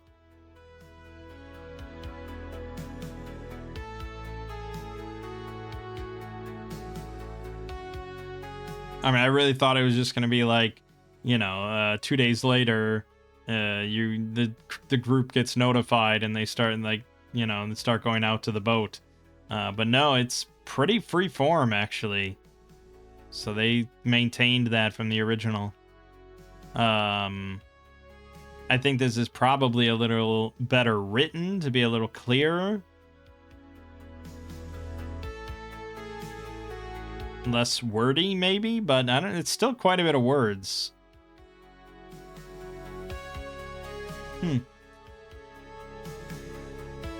Yeah, I do think it's less words, but still quite a bit. Okay, well, we're going to get to this next time. We'll come up with some idea for how we might want to handle the signaling system. I don't know if we actually found any parchment that was in Sanbalay's room.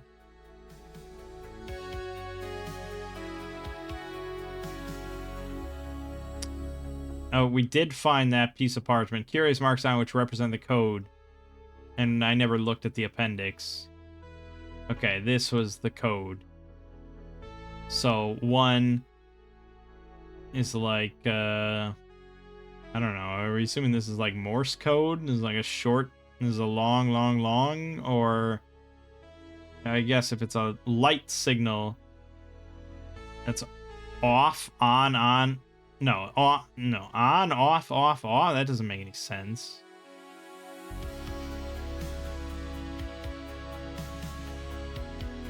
Because that can't be. No, what the fuck is this? I think it's probably short, long, long, long. I think this is Morse. And then long, short twice. Long, short. And then short, short. Or flip that. You wouldn't have any way of knowing which is which.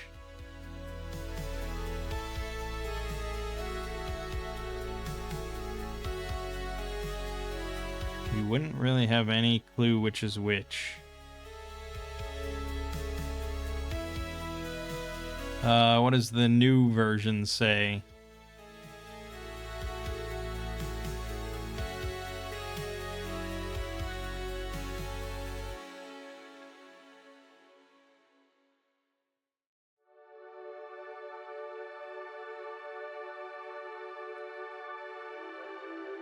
Okay, the new version seems to imply that the dash is long and the X is short.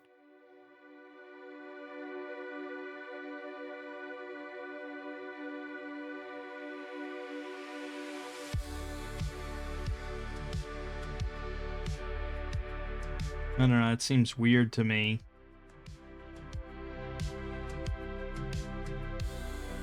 Seems weird to me. I don't know if I would interpret it that way.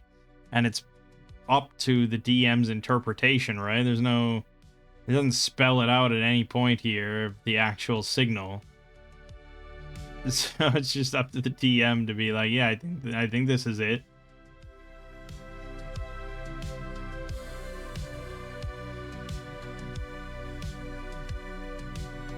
No. So the new version spells out the actual symbol, the actual signals.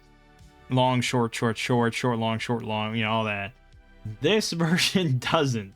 It just gives you that parchment. So the DM is just working off the same information as the players. It's just he's made a decision about what it means.